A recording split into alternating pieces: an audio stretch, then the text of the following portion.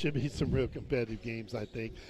Mount Carmel, they're going to have their hands full against T-Town, ranked number 1 right now in the AP 2A poll in the state of Illinois. We know they're good. We've seen them play. Mount Carmel handled the Maroons 49-41, but Teotopos took us to school the day that we were over in T-Town. Yeah, they did. They made short work of us and didn't have any problems that afternoon, that Saturday afternoon game when we traveled over there. Just a different level of basketball they played that day. They were impressive. And, you can have an off night, and that's what Mount Carmel's got to hope that happens, is that they come out and have a really good game and T-Town off a little bit. Yeah, you're playing the number one team in 2A basketball. You're going to have to get some luck. You're going to have some bounces go your way, and maybe Teotopos doesn't shoot the ball that well or struggles at least a couple quarters where they just don't put up very many points. But I'm sure what we're going to see is Mount Carmel's going to play 6 or 7 kids. They just played 6 against us the other night, and those 6 kids are they're going to be in for a long workout, I guess is what I want to say. They better be in shape. They better be in shape because Teotopos is going to throw 9 or 10 kids on this basketball floor, and they're going to guard you. They're going to guard you tight, and they're going to make you work for everything you want, and nothing's going to be easy. Yeah, the Aces leaving the floor right now, heading down under the tunnel here. As we sat perched in that corner at Robinson High School, our broadcast spot for a long time. And with that out of the way, let's get our popcorn report in, brought to you by OD Electric. It's almost game time, and Odie from Odie's Electrical Service wants to know, how's the popcorn tonight? Well, we've decided the last few weeks, I think, that Robinson wins the popcorn award this year. We go to a lot of places, and we haven't found anything that can compete, have we, Rich? No, Miley Kidwell, I'll tell you what, she can make some popcorn, and she's down there doing it right now. And I think her trick is she just throws a little bit more butter on there than everybody else, and it's working. A+ goes to our concession stand tonight. You're walking in this gym later. You're listening now, and you're walking in later. Grab a bag of popcorn on your way. Odie would be proud to have a bag of popcorn here in Robinson for sure. Popcorn Report brought to you by Odie Electric. Give them a call at 618-544-3881. Odie and Bill take care of all of Crawford County. Appreciate all they do, keeping us warm or cool, whatever the climate. Both teams now off the floor. We're going to take a 60-second timeout. You're listening to the Bertram pregame. We'll be back with starting lineups after this. Let our experts at Best One Tire and Service help protect what's inside your car. They got them posted, but we can't see them, can we? We need a mirror up there we can reflect in or something. That's a good idea.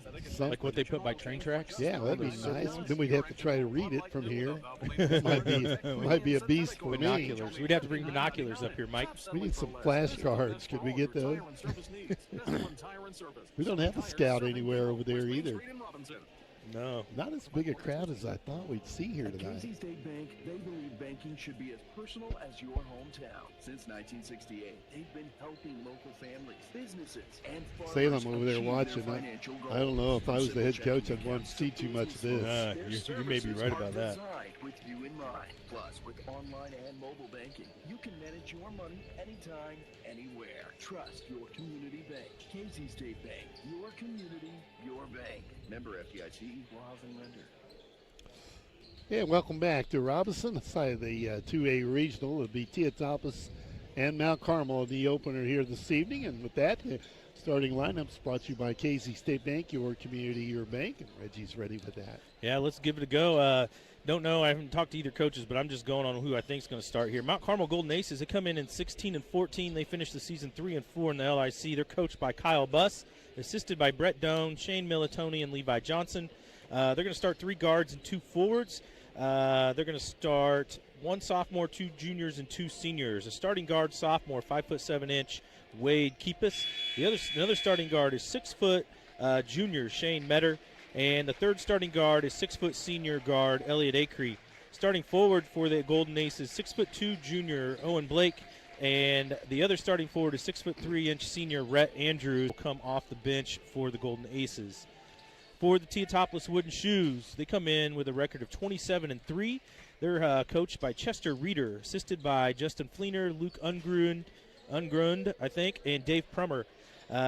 they're going to start 3 guards and 2 forwards. And they're all 5 seniors. Starting guard, 6-foot senior Isaac McWhorter. The other starting guard is 6-foot senior Joey Probst. And the third starting guard is 6'3" senior Gavin Addis. Starting forward for the Wooden Shoes, 6'1" senior Jason Kreck and 6'4" senior Landon Taylor. We know that the twins, Landon Bunning and Gavin Bunning, will come off the bench for them. I expect to see Jake Probst off the bench, Tegan Powell's off the bench as well. And I think Kendall Meddy as well. But I've got them all written down, Mike, in case they play 10. Yeah, I think we're going to see Mount Carmel go a little deeper in the bench tonight. Yeah, if they do go a little deeper off the bench tonight, I expect to see the junior come off the bench for them first, which would be Dean Belt, the junior Dean Belt. Crowd still working in here this evening, but not nearly the crowd I think we thought we might see here this evening. As with doubleheader tonight, maybe a few more people come for the next game. We'll just see how many hang around. Clock winding down. Been listening to Pregame, brought to you by Bertram Pharmacy. Fast, friendly hometown service here on North Allen Street. Andy and the gang do a great job. But just now getting ready to close out there at their branch, North Allen Street. So be open tomorrow morning, 9 a.m. Think Andy's closing tonight? I think he's probably no. I think he's already gone home. What do you think? I don't know. Hard to say. Flag coming down, getting ready for the national anthem here tonight in Robinson.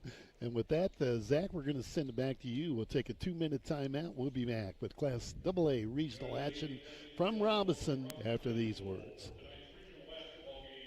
Bertram Pharmacy takes pride in knowing their customers by name. The knowledgeable staff will explain your medication and answer any questions you may have. Their commitment to personal service is still the most important aspect, offering immunizations, diabetes specialization, medication synchronization, and free delivery. Find more information at BertramPharmacy.com. Located at 1300 North Allen in Robinson. Bertram Pharmacy, caring for you and about you. Let our experts at Best One Tire and Service help protect what's inside your car no matter what's on the radar. We offer the best tire selection at the lowest price and superior parts for brakes, batteries, oil changes, and more. Right now, get a Valvoline full synthetic advanced protection oil change for just $39.99. Your engine will run like new with a Valvoline Restore and Protect premium synthetic oil change, only $59.99. Stop settling for less. Visit the best for all your tire and service needs. Best One Tire and Service. Selling tires, serving people. West Main Street in Robinson. Here's what real students say about Lincoln Trail College. Here, you walk past the teacher, they say hi, they greet you with your name, and they just care about you as a person, not just another number. That one-on-one attention with professors means a lot. Lincoln Trail will always have a place in my heart, and it'll always be my home. And I can tell you this, if you give Lincoln Trail a chance and you come here, you will feel the same way we do. You too can join students like these. Visit iecc.edu/LTC to get started and let the trail be your path to success. Looking for a bank that understands your community and your needs? Casey State Bank has been family owned and operated since 1968, providing the personal touch you can rely on. Whether you're opening a checking account, saving for the future, or applying for a loan, they're there to guide you every step of the way. With convenient services like mobile banking and secure online access, managing your finances has never been easier. Visit Casey State Bank today. Banking is local and personal. Casey State Bank, your community, your bank. Member FDIC.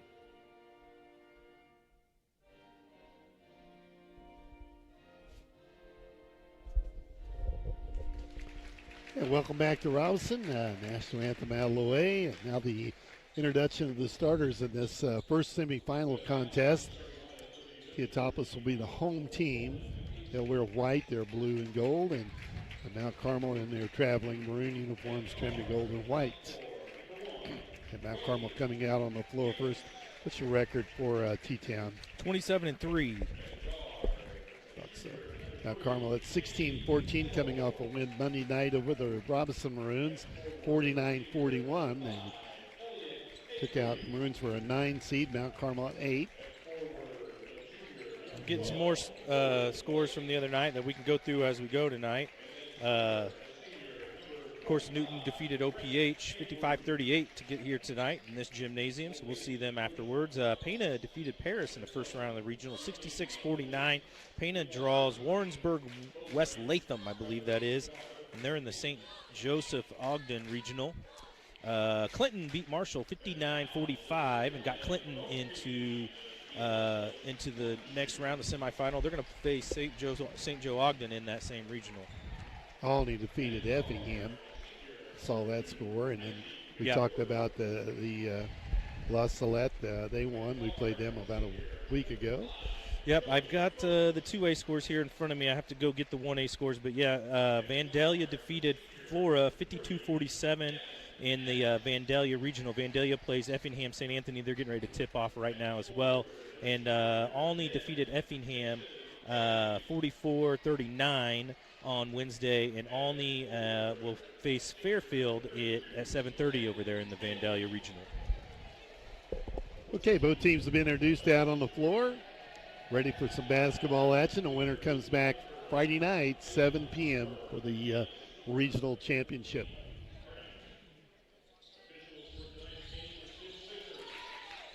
Good Fisher here tonight, Justin Akers. Yeah, we didn't do a pregame interview with him. Yeah, he waved at me. That's at least he could see me. That's always a good sign. We don't pick on Justin much, do we?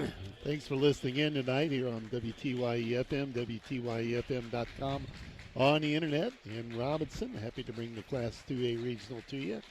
Yeah, we've got the stream up and going on the RHS Athletics page, but no video. Not allowed to video tonight, so you'll just have to rely on Mike and I to tell you how it's going. Yeah, those of you listening in from Mount Carmel haven't seen the Mount Carmel radio, so hope you're tuned in and got the right guys on here.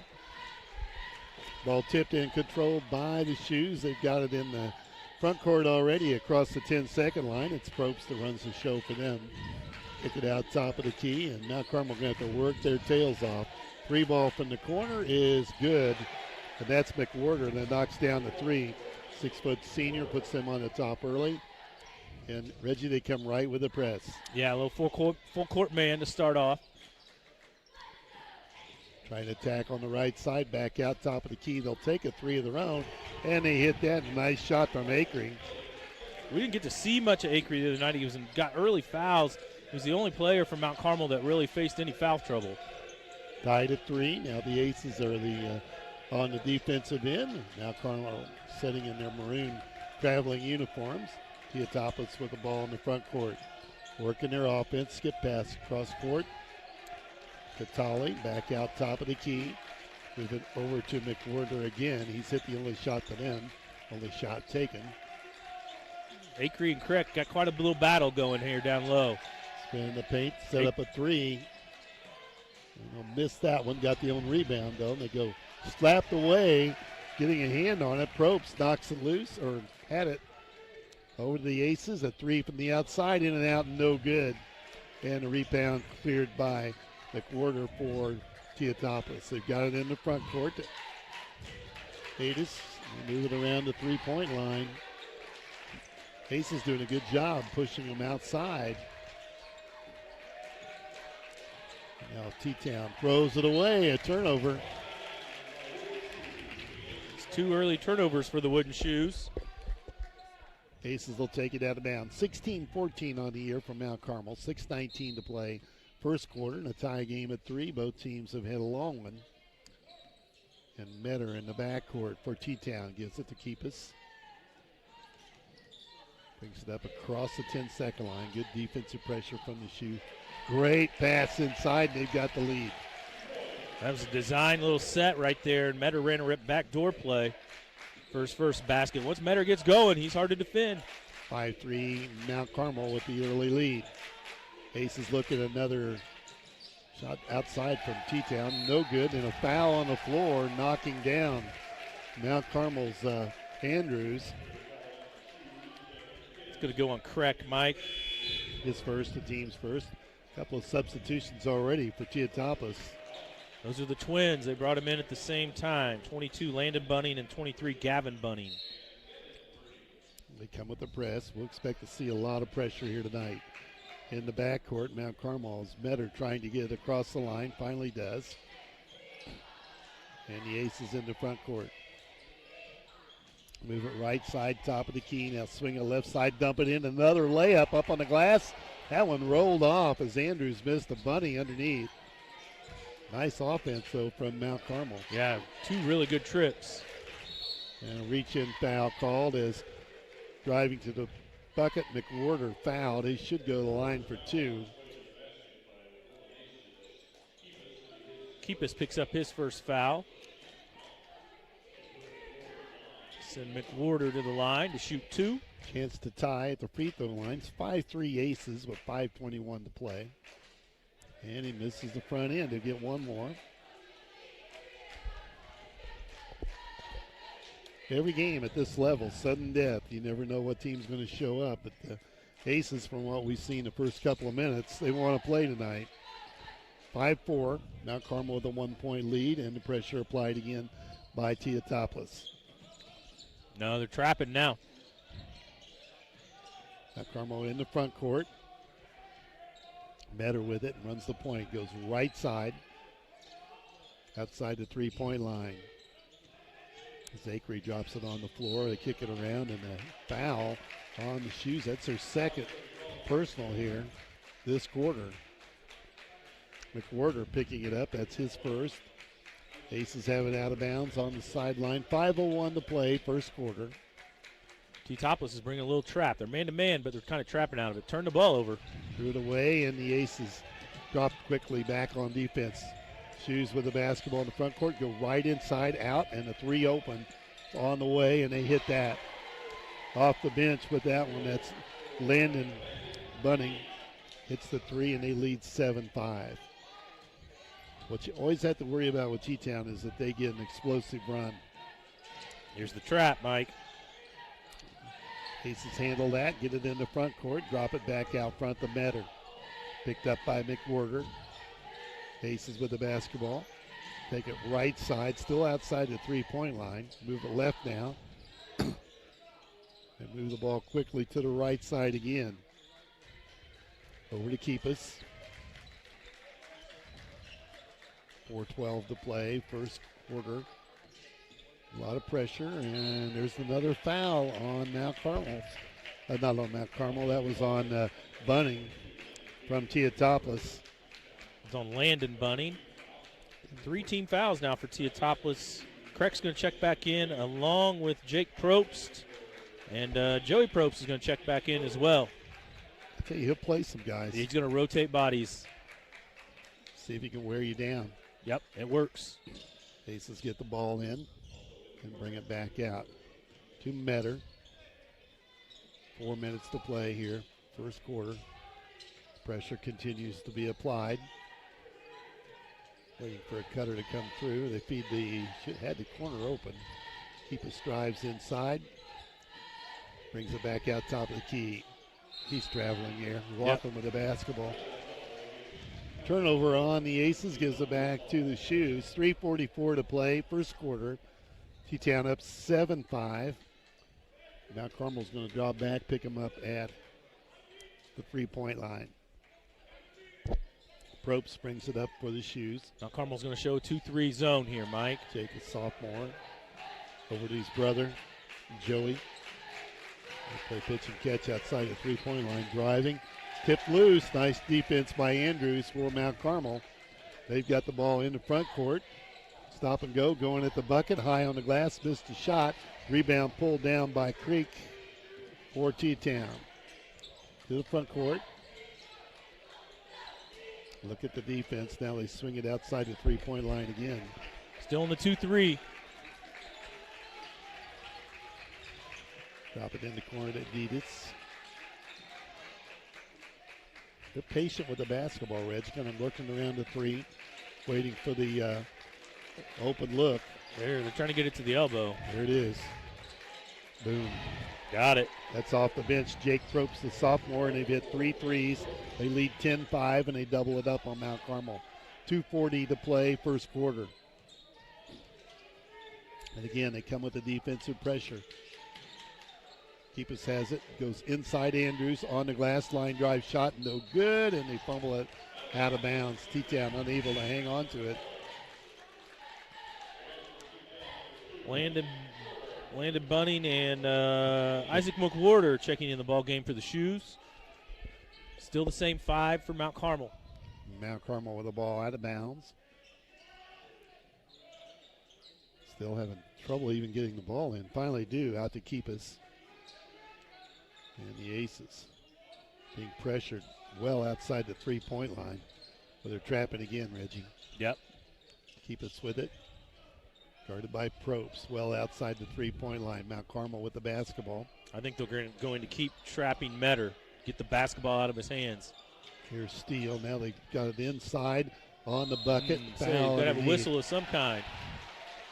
They're calling the charge underneath the basket. Crick stood in there and took the charge. Acre. 2 team fouls now here on the Aces. Colley back in the game, replacing Taylor for Crick. 10-5, Mount Carmel down. T-Town with the basketball. 2:04 to play, first quarter. T-Town has done it basically from the three-point line. Yeah, they have. When Mount Carmel was in man, they shot threes, and now they've gone to zone, and they're shooting threes again. Trying to get the ball to the elbow, and then they're going to go from there. Fumble away. There's a turnover. Aces have it. Up to Metter. Left side. Tries to drive. And has to give way and brings the ball back out past the three-point line with 1.5 minutes to play, first quarter. Traveled again. Trying to force it inside. Yeah, they're doing such a really good job of pressuring the ball. And Mount Carmel's tried to take them to the basket, but they're just getting themselves sped up and in trouble. That's Devin Warman in the game, Mike, for the Wooden Shoes. Wears number 33, 6'1" senior. His first time on the floor tonight. And the Shoes with the basketball. About 1.5 minutes to play here in the first quarter. Already up 10-5. Another three look from the corner, and they drop that one in, too. Comes in the game and hits a three, Mike. That's Warman. That was Warman.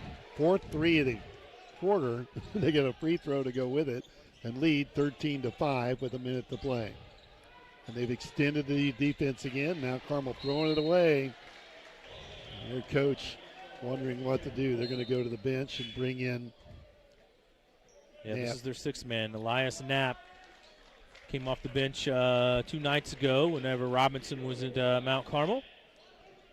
Bring some size off the bench. 6'4" sophomore. T-Town with it. 55 seconds to play. First quarter up 13-5. Mount Carmel went back to man, Mike. I think they need to It's guard. kind of like a zone matchup. They need to guard the perimeter, don't they? They're in zone. My fault. Shoes pulling out. Look at the clock, down to 35 seconds. They could play for one if they want. And I'd say they're going to eat some clock here. Happy to be up where they are, leading by 8. And they're down to 23, and yeah, they're going to run it down here. Playing pitch and catch outside. McWhorter with it. Over to Warman. I mean, they're down the bench, Reg. They played some guys here in this first quarter. Yeah, I think they've played 9 already. 5 seconds, 3 ball. That's partially blocked, I think. Missed it, ball on the floor, and that's going to be the first quarter. That won't count. 13-5, Teotopos with the lead after 1. We'll be back in 30 seconds. Because there's a job opening almost everywhere right now, you have a lot of choices. We also have job openings here at TOC Direct Media. Whether you have multimedia experience or think you have what it takes to inform and entertain, you should consider us for your next move. Log on to originalcompany.com and give us the reason we should consider you for one of our openings. Log on to originalcompany.com. We're an equal opportunity employer.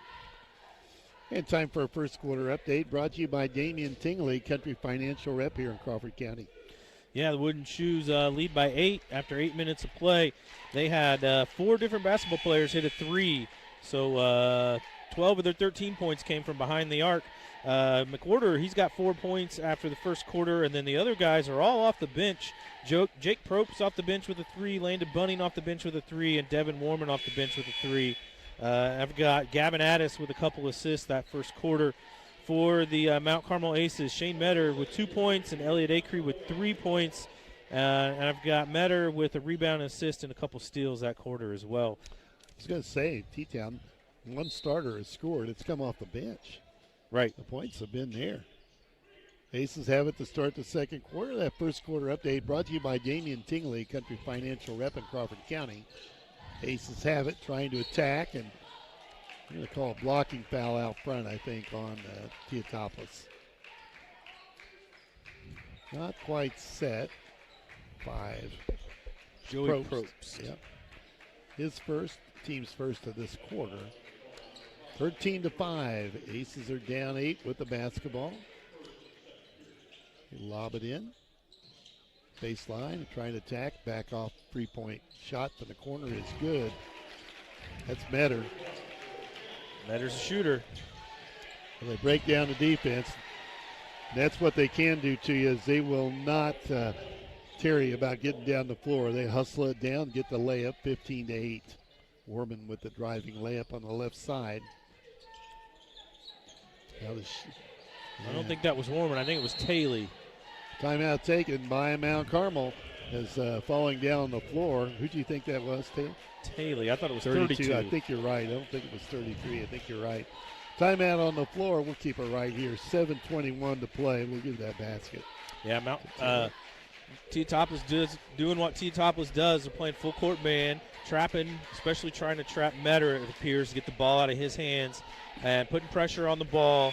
If they pick up fouls, they pick up fouls, and then they get rebounds. We saw this when we were at Teotopoulos, Michael. They get rebounds, they go. They don't walk the ball up the court. They don't spin around and hand it to them, wait for the guard to circle around and hand it to him. Nope, they hit the outlet, they go. They get down the floor, and they get a guy to the corner where he's supposed to be. And we saw it there with that last possession with Taylor's easy layup at the basket. 5 different players in the score column already for Teotopoulos. Only one of those, well, 2 now, are starters. And playing so many bodies plays into that. Aces have it out of bounds. Have to throw it out long to Metter. Moves it over to Keepus. And now they work it to the right side. Inside, nice move, and he missed it underneath. No contact, I guess. T-Town out with the basketball quickly. Again, they push it inside. Here comes the layup. And that's tally too. Yes. 17-8, T-Town. And again, Red's thing they did there, they just got down the floor quickly. They did. Beat the Aces down. And when you play so many bodies, it's a lot easier to run the floor, especially late in the game. Keep us with the basketball for the Aces outside the three-point line. Drops it off to Metter. Now they swing it right side. T-Town has extended the defense out about 3 feet behind the three-point line. Yeah, that's 5 seconds, isn't it? I thought it was. And they just don't know what to do with the ball now. This is what happens. Now they get it down underneath, blocked. That was Talley that blocked those shots. And they push it, and 3-ball from the right corner. It's no good. Long rebound. Bodies on the floor. And they get that one up. Miss the shot. The foul will be on Keepus. So his second.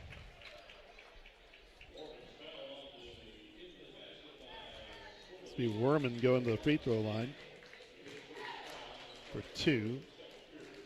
6:07 to play in the first half here in Robinson tonight. 2A regional semifinal action. We'll have Salem and Newton to follow. Warman misses the front end. Craig's going to check back in the ball game, and someone else at the table must be coming in for Warman. Craig checked in for Joey Propst. I think it's one of the Bunning twins set to check in as well. Missed them both. Got the rebound down underneath, though. And foul on Mount Carmel. Grabbed the arm. I think Acree's going to pick up the foul. Taylor came down with the rebound.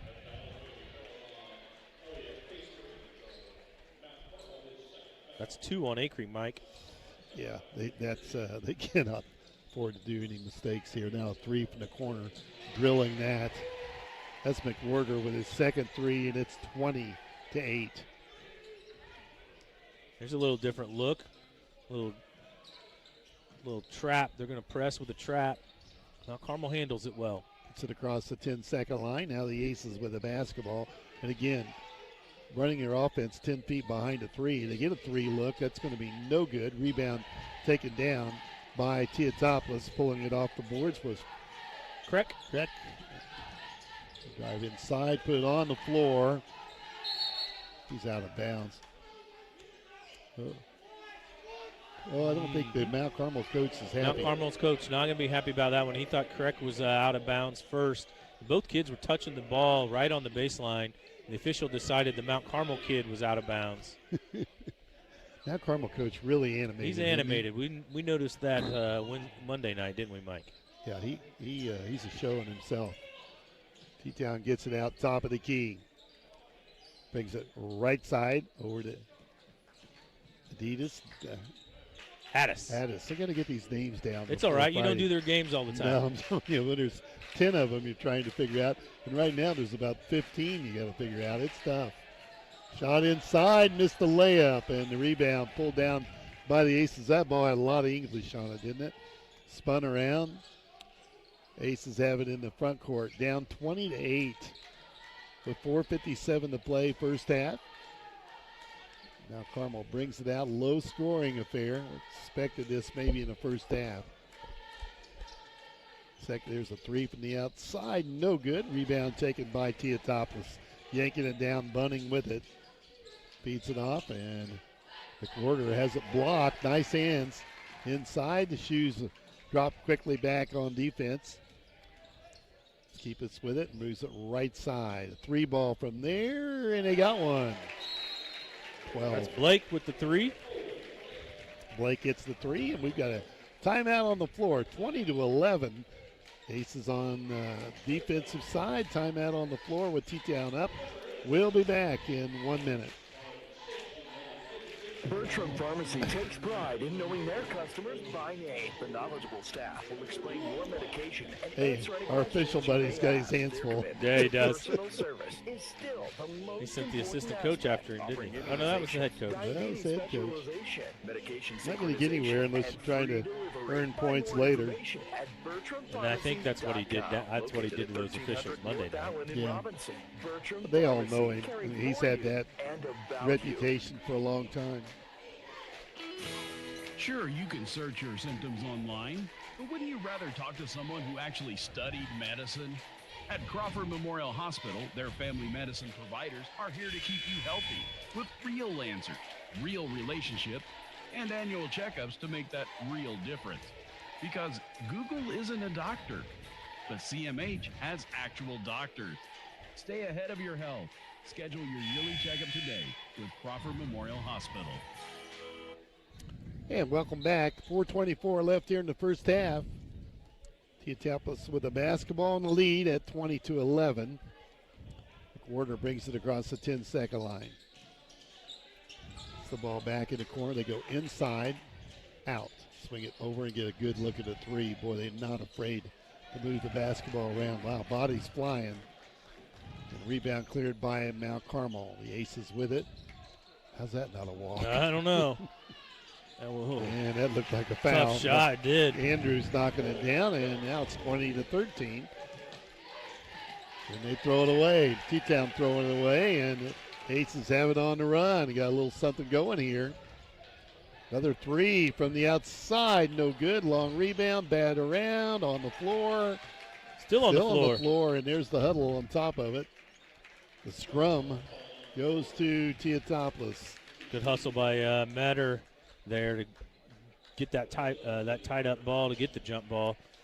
Looked like McWhorter was going to come away with it. Kind of fumbled it around a little bit. We had a fumble on the floor. Still 20-13, 3:36 to play. It was 13-5 at the end of 1.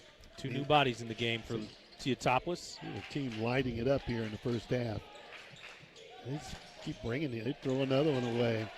Sloppy ball handling there And Mount Carmel back with it. He traveled. He did. Yeah, I thought he traveled with it as well. He ran with it. Mount Carmel coach wondering about it.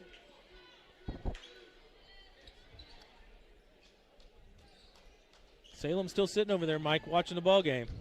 They haven't moved yet. You know, and I don't think they can't be too intimidated yet. We've not seen anything scary. This is true. Same with Salem. They're sitting across the way. Yeah. Shoes with the basketball. We're inside about 3 minutes to go here in the first half. A low scoring regional semifinal. And the defense has pushed the Aces. The Aces have pushed T-Town outside the comfort zone for them. They take another three and they miss that. Those threes that were going in the first quarter are not falling here in the second. They throw another one away. Yeah, Aces throw that one away. Yeah, Acre pulled down the rebound, tried to push the ball, which is a great idea. Keepus was running the floor, but Acre threw it over his head. 2:44 to play. First half. And again, 20-13. Teotopos with the lead. They've got the basketball.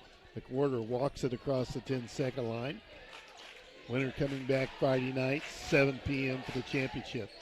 Going inside, drop it to the corner, and another three ball.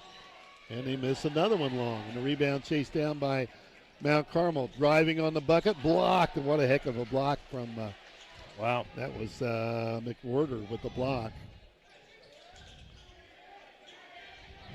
Boy, they love the three. They got it there. That one's Bunning. That's Landon Bunning that knocks down his second three and back to a 10-point lead, 23-13. 2 minutes to play first half. And they get a reach-in foul on McWhorter. That'll be his second. Yeah, he picked that foul up in the backcourt, guarding Metter, trying to bring the ball up the floor. McWhorter's going to check out of the game. Looks like Joey Probst is going to check in for him. 2 new bodies in the game for the Shoes. Now Carmel with it out of bounds. Still in the backcourt. Bring it up against Probst. Gets to the head. And now they feed it right side to Metter. Metter shot, then he's going to turn the ball away. It turned it over. Driving layup, and the foul bumped him. And that is on Acre, and I've got him for 3, Reg. Yes, if that's on Acre, that's 3. It is. And he had himself in foul trouble Monday night when Robinson played him at Mount Carmel. He set out a lot of the second quarter with 3 fouls. Pitch Bus kind of looking down the bench, figuring out what he wants to do. It looks like he's going to leave him on the floor.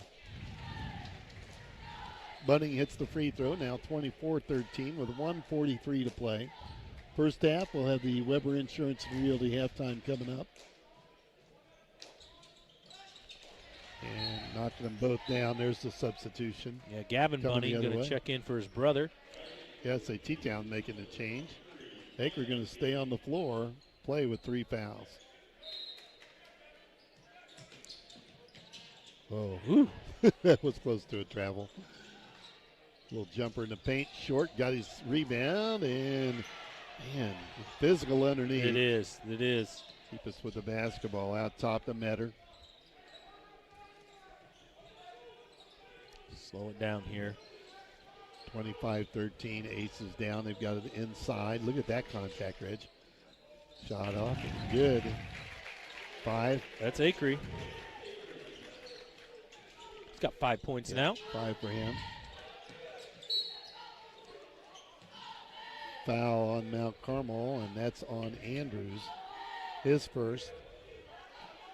Team's 4th. Ball out of bounds to Teotopos. 1:06 to play here in the first half. Reggie got a guess coming up at halftime. 3 balls, an air ball that time from Teotopos. And here comes the Aces driving along the baseline. Shot no good. Rebound yanked away. Foul called on Teotopos. Well, free throws coming.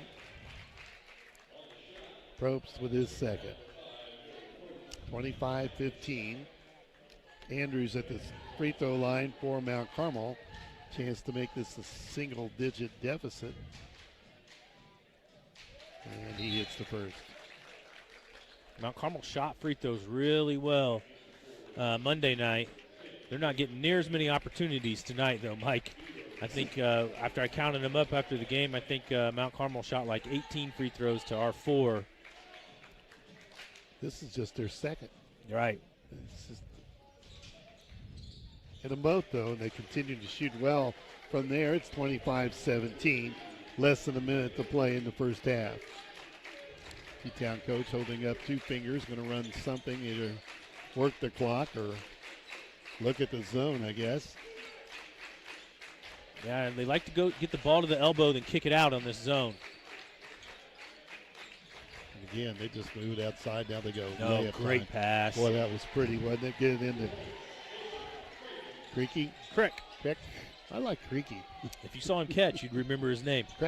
Correct. 27-17, about 20 seconds to play in the first half. He's really good behind the dish. You don't want to run on him. Back out top of the key. Now Carmel moving it, looking at the clock, down to 10. And you're going to end up with a 3-point shot here, Reg. Nope. Down underneath. Oh, he got fouled, I thought. Yeah, I thought he did too. That's the end of the first half. 10-point game, 27-17. Going to kind of watch the Mount Carmel coach here before halftime. Nope, he's going to the locker room. Assistant's going to go out and yak about it. He had an argument there on that last 10 seconds. Well, I thought so too. 27-17, a 10-point lead for Teotopoulos. You're ready for the Weber Insurance and Realty halftime. We're going to take a 1-minute break. Reggie's got his guests lined up here. You got a lot to say, don't you, Coach? We'll be back in 60 seconds. Here's what real students say about Lincoln Trail College. I have learned how to put my academics first while learning how to be a leader. You hear me all right? I can hear you great. All right, good deal. Affordable for me. It's been many a moon since I've done this. Since you've been on the radio?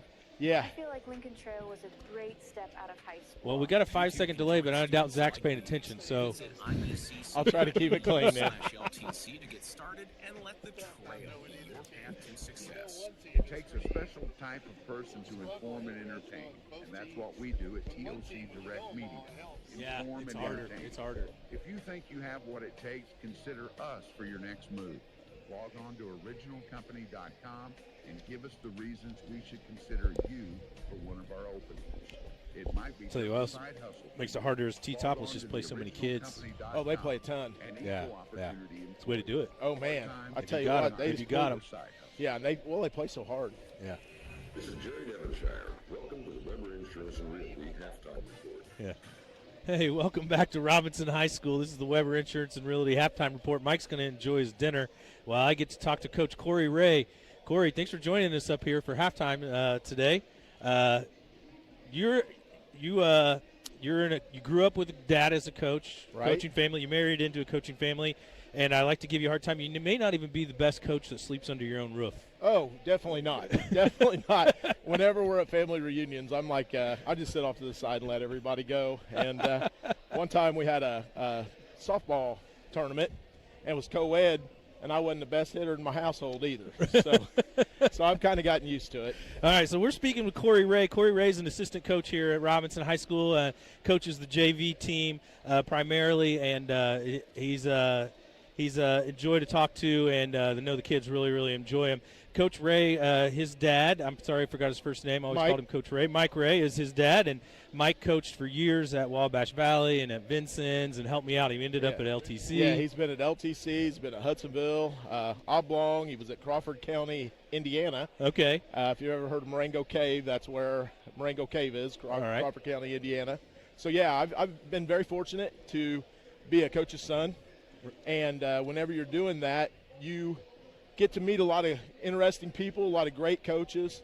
And I was very fortunate at an early age to realize how special that was. Right. And so I just took a little bit from this coach, a little bit from this coach. Right. And, ended up with my own coaching philosophy.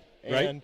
And I think it's just been I've been really blessed with the people that I've been around. And then I started my coaching career down at Grayville. Right. And I was there for 5 years, and probably the best, most talented team I've ever coached was my first team.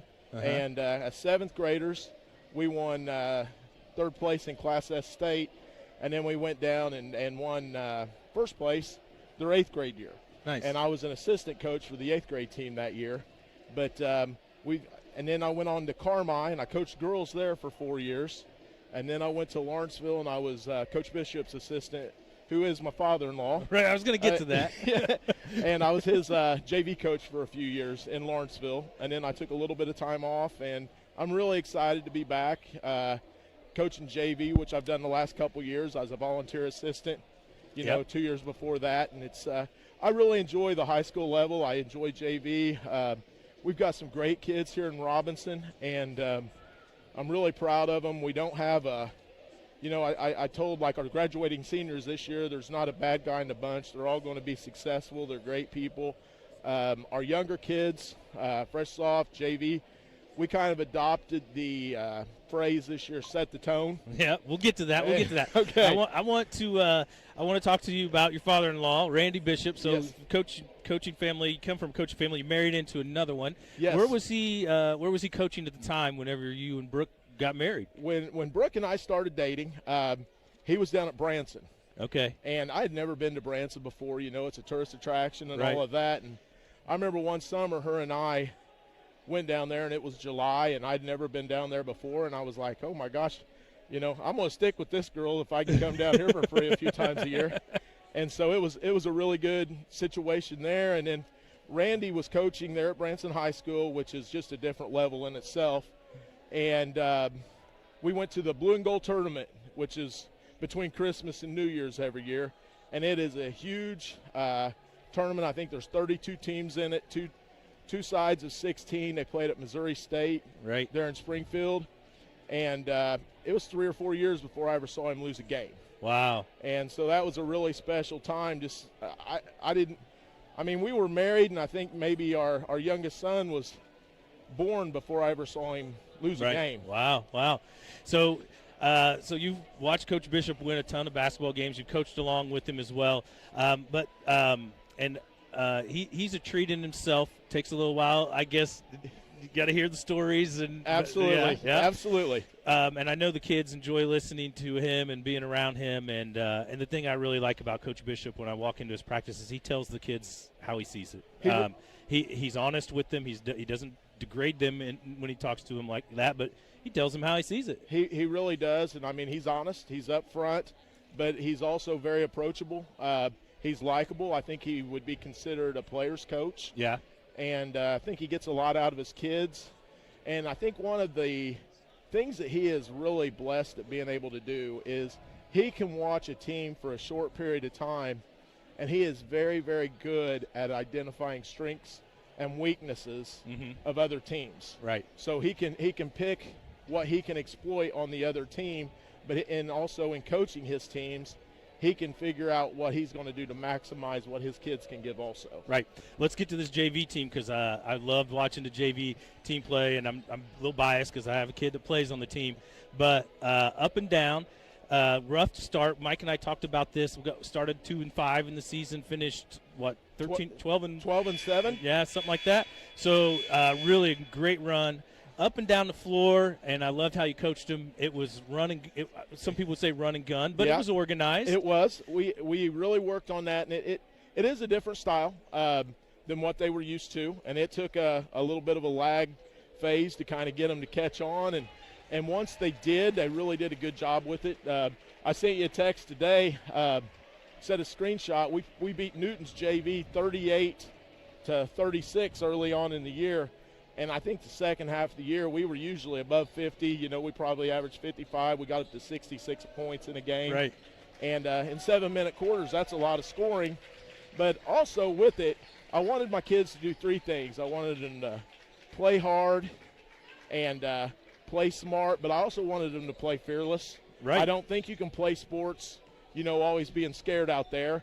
And once they realized kind of what a good shot was, what we're looking for, they really went with it, and I think I trusted them. They trusted me, and we had some really good conversations as a team, maybe at halftime in huddles. And it got to the point where we were on the same page, and if they said, hey, Coach, maybe we could see this, and I'd say, hey, if you see that, let's try that. And whenever you get a team thinking like you think and you got some coaches on the floor too, it really helps your team grow. It helps things progress, and I think the product that we put on the floor kept getting better and better as well. Yep. Hey, well, we've been talking to Corey Ray. We got to let him go. We're going to take it back to the station for 1 minute. Coach Ray, I appreciate you coming up and visiting with us. I appreciate it, and you guys do a great job up here. Thank you very much. All right, thank you. Zach, we're going to send it back to the station for 1 minute. We'll be back for the second half of Teotopolis and Mount Carmel.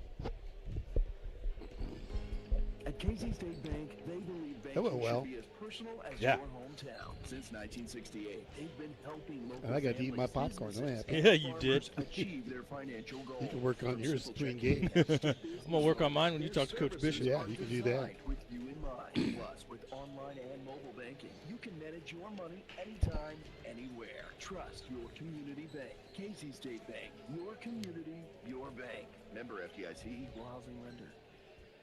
Here's what real students say about Lincoln Trail College. Every aspect of a class, teachers are involved. They're always letting us know what we need to do, and they gave us a huge opportunity to be successful. I've loved being able to give back to this school. It has honestly taught me so much about myself and who I am as a person. You too can join students like these. Visit iecc.edu/LTC to get started and let the trail be your path to success. Hey, welcome back. Halftime brought to you by Weber Insurance and Realty, and the Maroons not playing tonight, but the team that beat them is, and they're playing pretty well. Mount Carmel down 10. It's 27-17. Teotopolis with a 10-point lead over the Golden Aces from Mount Carmel. Mount Carmel had the ball to start this second half. Low scoring first half. Leader on the floor scoring-wise off the bench for Teotopolis, Bunning at 8. As they played 9 there in the first half. Mount Carmel played 6. And the Aces have the ball in the front court right now. T-Town in a man-to-man. Keep us with the basketball out top. Just underway here in the third quarter. The winner comes back Friday night to play the winner of Salem Newton. We'll have that game immediately following this one. 3 ball from the outside, no good, and the rebound grabbed by Teotopolis. Top of the key. They shot a lot of threes in that first half. Yeah, they did. We don't keep track of missed field goals up here, so I'd be interested to know what the percent was. Well, they missed several in that second quarter. Shot it well. They hit 6 total. Yeah. They missed at least that many in the second quarter. Shoes with the basketball outside of 3. And one thing that Mount Carmel's done well is played on the defensive end, kept this game at their pace. I'd say, if anything, they've controlled the tempo. 3 ball from the outside, no good. And the Aces with the rebound. Oh. Did he step out of bounds with it? He dropped it. He got the rebound, and he turned around to look to see if he could pass it to somebody and dropped it out of bounds. So the Shoes will get it back. I only had Mount Carmel with 6 turnovers at halftime. You know, I just feel like they've controlled the pace of the game, though. Had Teotopolis with 7 turnovers after 2 quarters. 3 ball from the Shoes, then they drop that one in too. McWhorter shooting it well from outside. Third three-pointer for him. He's got 10 as he gets to double digits. Salem heading down to the locker room across the way. They'll play Newton next. Aces with the basketball. They get a 3 from the top of the key and they hit that. So they answer, and that's Acree dropping it in. He has 8. That's 2 threes today for Acree tonight. He's got 3 fouls. He's got to be careful down there. 30-20, 10-point lead for the Shoe. Great play inside. Great pass. 30, I think. Yeah, Addis gets himself on the board. Pass was from Kreck. I got Kreck with 3 assists, Mike. That was a pretty play there. 32-20. T-Town with the lead. Aces with the basketball. T-Town defense pretty tough, too, keeping him outside. Newton heading down to the locker room right below us. There The we hand go. check. Got his hands in there, didn't he? Yeah, he got both hands on him. Taylor picks up the foul, just his first. I don't know if Taylor is supposed to be guarding Metter like that or not, but let's see who they switch over onto him. Yeah, McWhorter's on him now, but Metter just a little too quick for Taylor, and Taylor put 2 hands on him, and that's an easy body foul. Trying to drive. Aces missed a shot inside. Tried to take it. They break it down the other end. Boy, that's what you see, though. They throw it away, fumble it away on the layup. Yeah, that's what you see from Teotopolis. McWhorter pulled down the rebound and one pass all the way down the floor.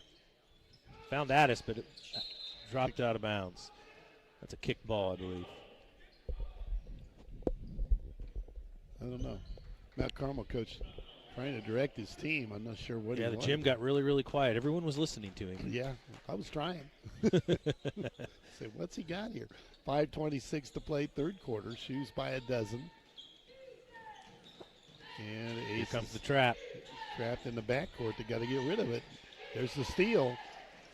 Goes right to the bucket, and they'll reach in. We'll call that on the floor. Yeah. Hit the shot. Metter, I think.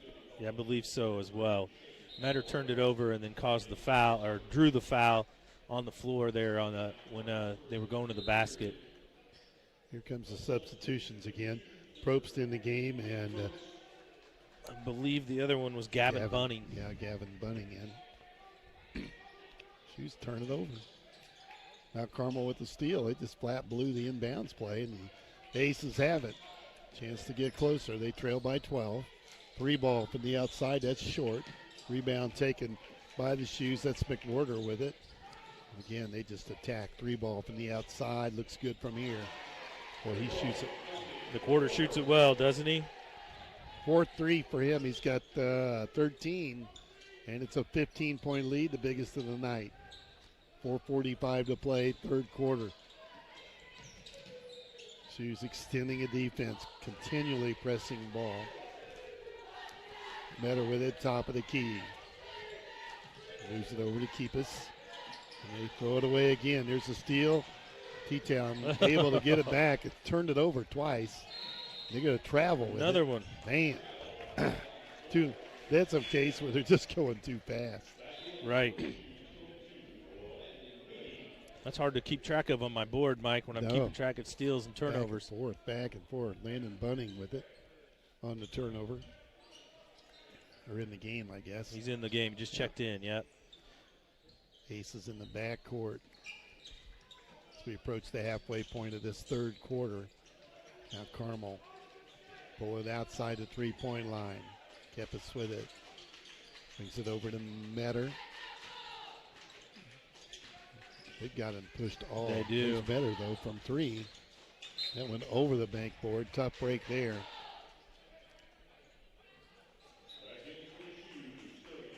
Werman into the game. They played 9, Teotopolis has. Halfway through the third quarter now, and the Shoes up by 15. They just are relentless, just keep coming at you. But I still think the pace has been played at something Mount Carmel would like. I don't disagree. But when they shoot the ball as well as they do outside, ball tipped out, and it belongs to Mount Carmel. 35-20, 3:38 to play, third quarter.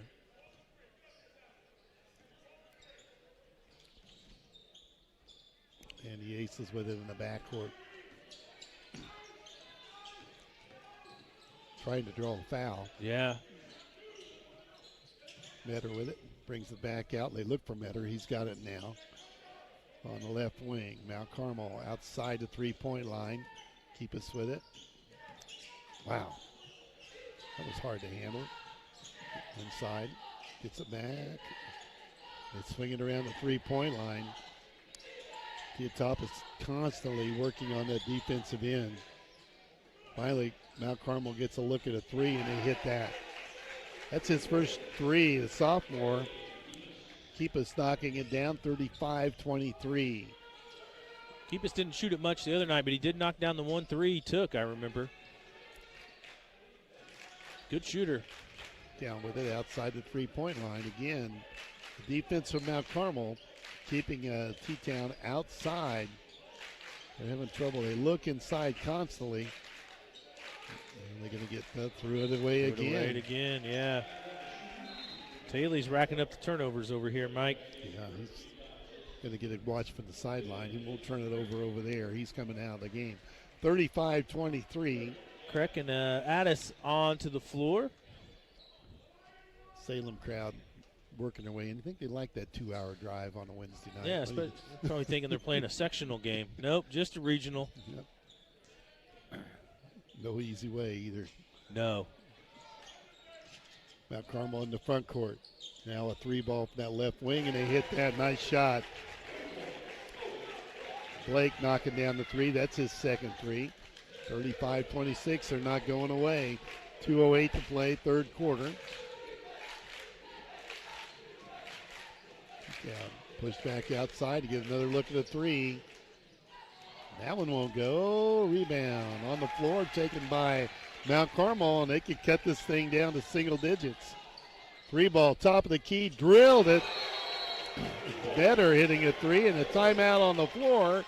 We got a 6-point game, 35-29. We'll be back in 30 seconds. That 15-point lead went away. Yeah. And at Crawford Memorial Hospital, it's close to home. You're more than a diagnosis. You're a neighbor, a friend. You are family. The local oncology team walks beside you with personalized care plan, support you can count on, and faces you know and trust. Because at Crawford, hope isn't just a word. What's the 3 it's officials? A treatment plan. Crawford That Memorial we're Hospital. sitting there and walking, Yeah. all in suits. Right yeah, who are here they? at home. They're not the officials. I think Leasty Screws got the next game. Okay. But I'm not sure. That was kind of a different look. Yeah, it was. Hey, welcome back to RHS Gymnasium. We're watching regional action. Mike and I are going to cover the regional here. 2 games tonight and another one on Friday in the championship game. Mount Carmel Aces are fighting themselves back in it, Mike. We got an 8-point ball or 6-point ball game. It was 15 a minute and a half ago. Yeah, Mount Carmel's hit 4 threes here in the third quarter. You live or die out there, don't you? And here they come with a steal. And it bumping, and the bucket good. Now Carmel making a run at the top-seeded #1 team in the state. They've cut it to 4. Foul is on McWhorter. That's 3 on him now, Mike. This sends Metter to the line to try to finish off the and 1.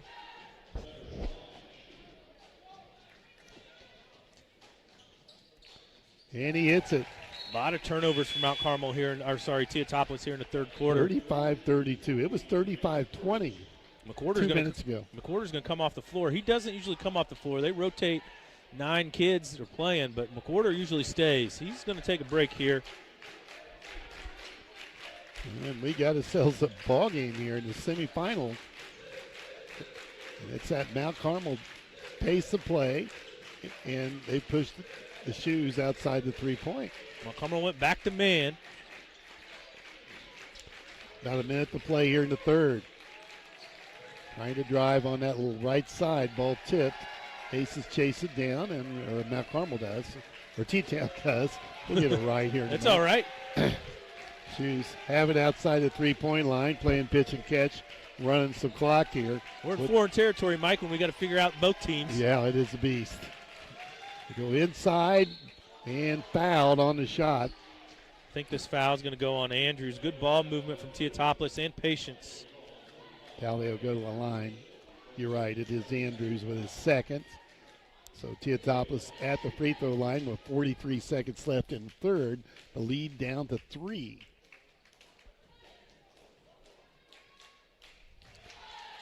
And he hits the front end, so now a 4-point lead. Gavin Bunning checking in the game for Joey Probst.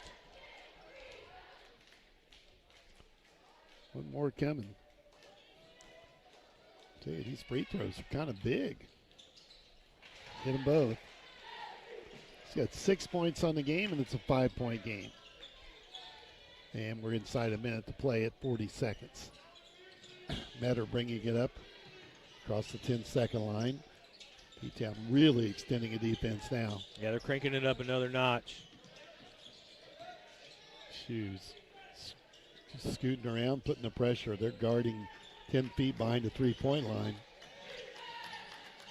Running the clock down. Aces have it down to about 15 seconds. Andrews with it. Stop and go. Takes it down baseline. Moves it quickly. 3-ball from the outside. No good. Long rebound down to the Aces. Going to have to get it up. Steps into the shot. Can't hit that. And we're at the end of 3. 37-32. Teotopolis with the lead. We got a good ball game coming up here in the fourth quarter. Time for a third quarter update brought to you by Tristan Robinson, Country Financial rep here in Crawford County. Yeah, as Mike said, they just trimmed it down to 5. Mount Carmel that quarter was led by their leading scorer, Shane Metter. He scored 6 that quarter. He's got 11 for the game. Wade Keepus threw in a 3 for his first 3 points of the game. Elliot Acree got a 3, made a 3. He's got 8 for the game now. Owen Blake with a 3. He's got 6 points for the game. That was the scoring for the Aces there in the third quarter. Teotopolis scored just 10 points in that third quarter. 6 of them came from Isaac McWhorter. He's now got 13 for the game. Gavin Addis got his first points of the game. He's got 2. Landon Taylor made a couple free throws. He's now up to 6 points in the game. So there you go. 13 points for McWhorter, 8 for Landon Bunning off the bench, and 6 for Landon Taylor for the Shoes. Those are their 3 leading scorers for the ball game. Mount Carmel outscoring T-Town 15-10 in that third quarter. Third quarter update brought to you by Tristan Robinson, Country Financial rep here in Crawford County with an office in Robinson. Mount Carmel's got to keep playing the ball game at their speed, as you've talked about, not get themselves in a hurry and not get too worried. You're only down 5. That's just 2 trips down the floor. Don't want to get into a running game with these guys. You don't, yeah. They're going to be more fresh than you are. Mount Carmel's played basically 5 kids, 5.5 kids, I would say. Knapp hasn't gotten near the minutes he got the other 2 nights ago. Carmel with Teotopolis with the basketball. Shoes backing it down into the paint. Pulling it back out. They keep looking for a cutter going down in the paint. Being careful with the basketball now. Now they get it underneath.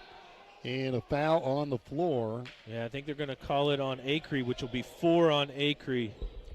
We'll see. No, that's a break Blake, for the Aces. This is Blake, wasn't it? Yeah, I thought they were going to get Acree on the reach, but they called Blake with the body instead. 3 ball from the outside from T-Town is good.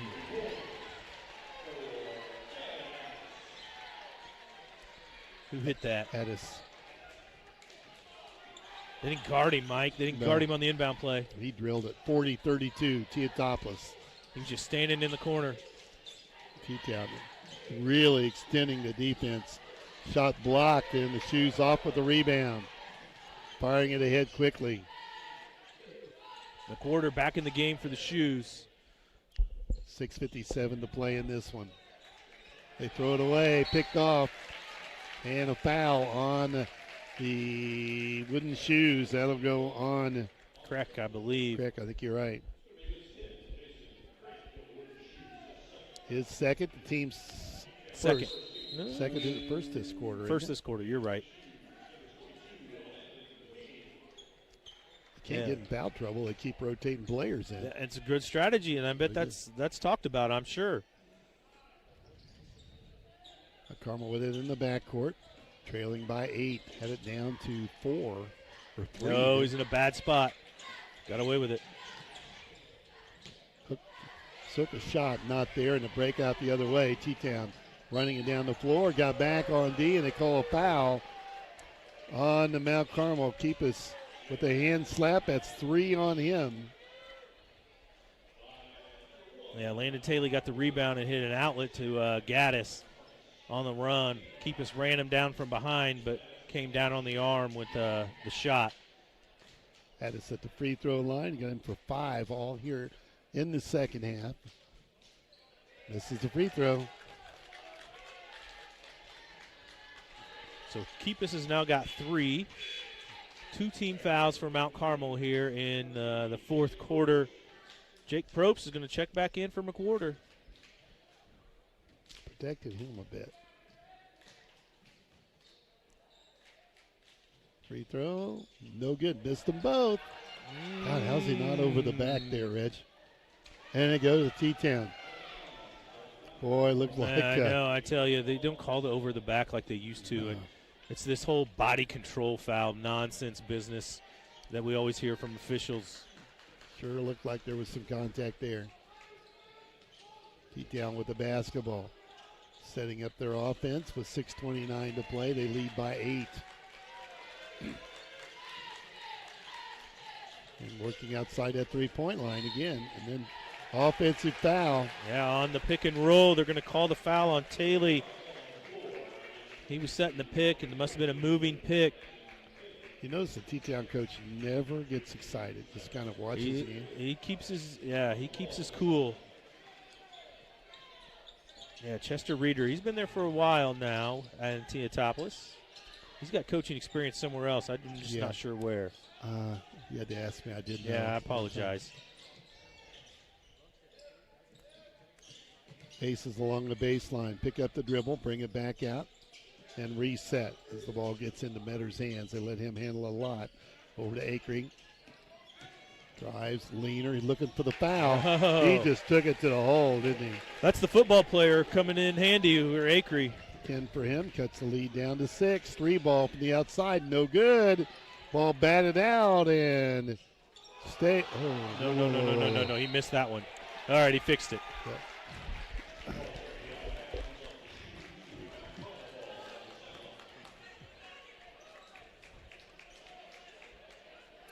Now Carmel basketball. I thought we were going to have to give him a hard time.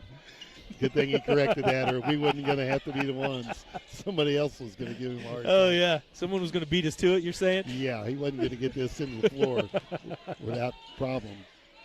Inside, nice move underneath for Metter again, and they cut it to 4. 40-36, 5:20 to play, and Teotopolis wants a timeout. We're going to have a great ending here in this one. We'll be back in 60 seconds, 5:19 to play. Let our experts at Best One Tire and Service help protect what's inside your car, no matter what's on the radar. We offer the best tire selection at the lowest price and superior parts for brakes, batteries, oil changes, and more. Right now, get a Valvoline full synthetic advanced protection oil change for just $39.99. Your engine will run like new with a Valvoline Restore and Protect premium synthetic oil change, only $59.99. Stop settling for less. Visit the best. Been 16 threes made in this game. That's a lot. Yeah.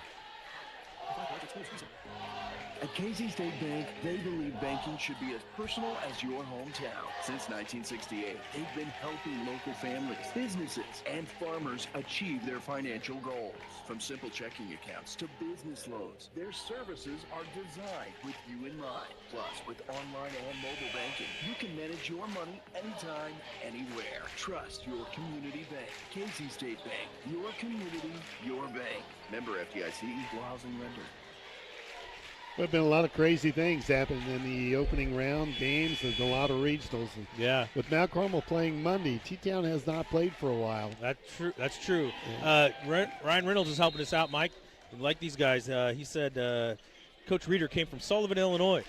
I knew it was, yeah. He knew that. He knew that off the top of his head. He's good, isn't he? Yep. T-Town with the ball and a 4-point lead, 5 minutes to play. Drop it down, really fumbled that away. Up with the shot, they get it inside. That's correct. Correct with it. It's got 4, and it's back to a 6-point game. 42-36. Town extending a defense again. Now Carmel, they'll play physical with you. Yeah, they don't mind it. There's Metter. Oh, that's a charge. Offensive, ran over Probst, took it right into him. And on Metter, that's his second. Yeah, he ran over Crack, which is hard to do. 3 team fouls now for Mount Carmel. They ever put that half circle under that basket. It's going to be interesting to see how that's called. I think I'm ready for that next. He was way under there. Yes. We see Gunnar Holt get away with that. We say get away, but, I mean, it's legal. Yeah, jumper inside, no good. Shoes miss. Got the rebound back up, missed that, tipped around. That'll be a foul. That'll be a foul, yeah. It is. It's his first. So Addis picks up his first foul. Yeah, that's 3 team fouls now on Teotopolis here in the fourth quarter. We're down to 4:21 to play. 6-point game. Gavin Bunning going to check in the game for Joey Probst. 42-36. Teotopolis with the lead.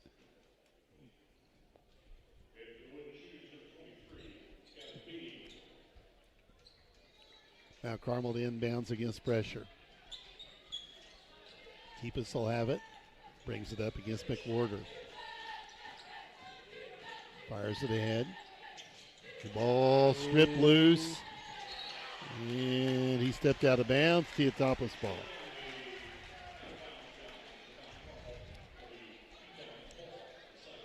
.408 to go.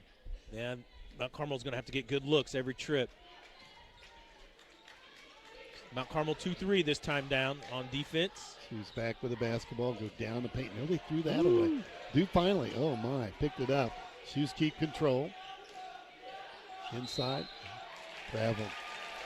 City walk just out of step, aren't they? Yes. So Reynolds keeps throwing information at me, Mike. He says Coach Reeder's brother coaches at Nashville, Illinois, and his brother is the number 6 team in 2A basketball right now. They may run into each other. They might. They got to get out of here first. That's right. One game at a time, as the coaches always like to say. Aces have it. Go inside. Ball loose. Chased it down. They keep it. They'll reset with 3:30 to play. 6-point game. And they slow things down. Look it over. They're in no hurry. I want to say Coach Buss has done a great job with Acree, keeping Acree in the game and playing him with those 3 fouls he got in the second quarter. 3 ball from the outside. He hit it. Metter again. Just to keep us. He cuts it to 3, 42-39. Now Carmel trying to pull the upset. Still in the 2-3 for Mount Carmel. 3 minutes to go. Here's going to be the problem. Teotopoulos can just elect to hold the basketball and pull him out into man. Coach Buss is telling him to stay in the 2-3 for now. Shorten the game. Yeah, I don't know about this decision. You may want to come out and get him. 2:48, the clock running down. They're going to let him hold it. Oh, it's time for the shot clock, Mike. I'm ready for the shot clock. Shortening Bust the it game. out. 2.5 to go. They got to come out and guard him, Mike. They got to come out and guard him. T-Town's got a 3-point lead in the basketball. And On a the foul floor. on the floor. And they got the ball inside. It's on Metter. 3 on him. 3 on Keepus, 3 on Metter, 3 on Acree for the Golden Aces. 2:24 to play. Mount Carmel has 14 fouls, so the next time Teotopoulos will go to the line. T-Town pulling it out again. Mount Carmel in man. And we're getting close to 2 minutes left in the ball game. And we're going to take a timeout. T-Town wants to talk about it. Timeout on the floor with 2:06 to play. A 3-point game, 42-39. We'll be back in 30 seconds. Bertram Pharmacy takes pride in knowing their customers by name. Well, it's worth the price of admission. Hey, I'm glad we did the game. Yeah, this is fun. Look at all the people from Newton waiting to get in. Personal service Yeah. is still the most important aspect. Offering immunization, diabetes specialization, medication synchronization, and free delivery. Find more information at BertramPharmacy.com. Located at 1300 North Allen in Robinson. Bertram Pharmacy, caring for you and about you. That was 37-32 at the end of 3. 42-39 right now. Newton is outscored, or Mount Carmel is outscored T-Town 7-5. In this quarter. Yeah, T-Town has the basketball. Tell you, a turnover here, it's going to be huge. 3 ball, they take the shot from the corner and drill it. Warman off the bench. Nope, that was Joey. Probst? You sure? I had 5. Okay, yep, yeah, 5. Yep. Sorry. Yep. I was listening to you. Now, Carmel wants a timeout. They'll take a full timeout. They've got the lead back out to 6, 45-39. That was my fault. Warman's a lefty as well. I saw the lefty shot go in, and I just figured it was Warman. But that was Joey Probst with the 3. That's crazy, Reg. That's his first points. Yeah, that's his first points. I'm not sure he shot the ball that much. I don't really think he has. He's been in the rotation. He's been playing quite a bit. So now I've got them with 8 different scores. Yeah. 1, 2, 3. Yeah. 8 of them in the score column. Just 5 in the score column for Mount Carmel, but that's kind of what we figured this game would be as far as how the scoring plays out. What's the foul situation here? I've got Mount Carmel with 4. And, yes, and Teotopoulos has 3 team fouls. McWhorter on the floor for Teotopoulos with 3 fouls, and then the Golden Aces have got Keepus, Metter, Acree all on the floor with 3 fouls. It's going to have to be Blake or Andrews that picks up a foul, preferably. Doesn't have to be, but preferably one of those two guys if Mount Carmel decides to foul after a made basket or after a rebound. This is a big possession for the Aces. 1:43 left in the ball game. Winner comes back Friday night to play the winner of Salem and Newton. We'll have a game here in just a few minutes. Going to visit with the Robinson head basketball coach between games, Randy Bishop. Aces to take it out of bounds. And you got to think Metter's going to be a big part of this next minute 40 seconds for Mount Carmel. They look for him. Still get it. They got the ball to him now. He gets a pick. He's double teamed out at half court. And he backs it out. A lot of reaching and grabbing. Back over to Metter. Gets a pick. Wants to take the three. Can't hit it. Rebound grab by Teotopoulos. The foul called. Took a pretty good poke in the Taylor face. got the rebound. He got popped in the face. This foul is probably going to go on Andrews. Nope, Blake. And there'll be foul shots at the other end. So Taylor will walk all the way down the floor to shoot 2. With 1:21 to play in a 6-point game, T-Town, and you hate to hear this, but they're trying to hang on. Yeah, good free throw shooting team. We'll put them away, but if they miss a couple here, it'll still be interesting. He's 2 for 2 at the line tonight. Has 6 points on the game, and he'll miss that one. Still a 2-possession game. When Addis shot free throws, did he make the second? No, he missed them both. Thank you. Prope's going to check in. Hits the second free throw. And that makes it a 7-point game, a 3-possession ball game with 1:21 to play. Full court man, it looks like, from from Teotopoulos. Town has 1 foul to give before they put him on the free throw line. They're trying to avoid that. Kippis with it. Tries to drive. Goes right to the hole. And fouled on the shot. Let's see if they give that to McWhorter. I think they did. That's 4 now on Isaac McWhorter, the senior guard from Teotopoulos. This will send Keepus to the free throw line for his first free throws of the night. He shot about 8 free throws against the Maroons and made them all the other night. He is. Mount Carmel's not missed at the line. 4 out of 4 tonight. 46-40, 1:09 to play. And he missed the second. T-Town with a rebound. Off the McWhorter. He drops it over to Probst and brings it across the 10-second line. A minute to play. Here comes the trap from Mount Carmel. Mount Carmel's going to go. It's a 2-possession game. In the corner, they pull it back out. They're going to wait for the foul. Yeah, they're going to wait for the fouls, right. Well-coached team, aren't they? You may as well go ahead and foul then. Here it comes. And it'll be on Keepus. His 4th. Down to 41 seconds, though. Ran off quite a little bit of time.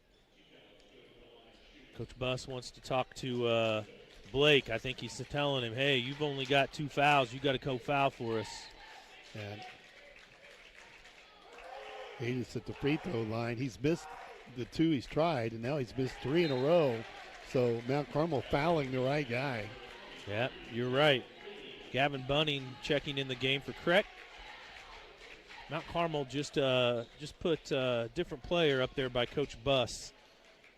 Yeah, that's going to be the foul guy. See if he doesn't come in. They missed them both again. He's 0 for 4 from the line.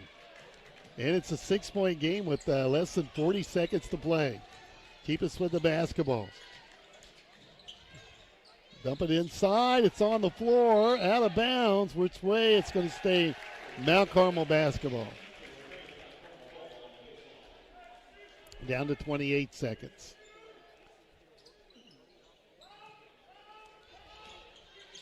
Aces to take it out. Still looking. Picked off by the Shoes. Racing for the basket. Layup good. No, he made it. Fouled it. He got a made it. foul. Keepus just fouled out of the ball game. Hopes to go to the free throw line. He missed a shot, didn't he? He did. Keep us with the foul, his 4th. I got him with 4. Okay, never mind. I mean, that's kind of, I thought that was his 5th. Probst hits the free throw. He'll get one more.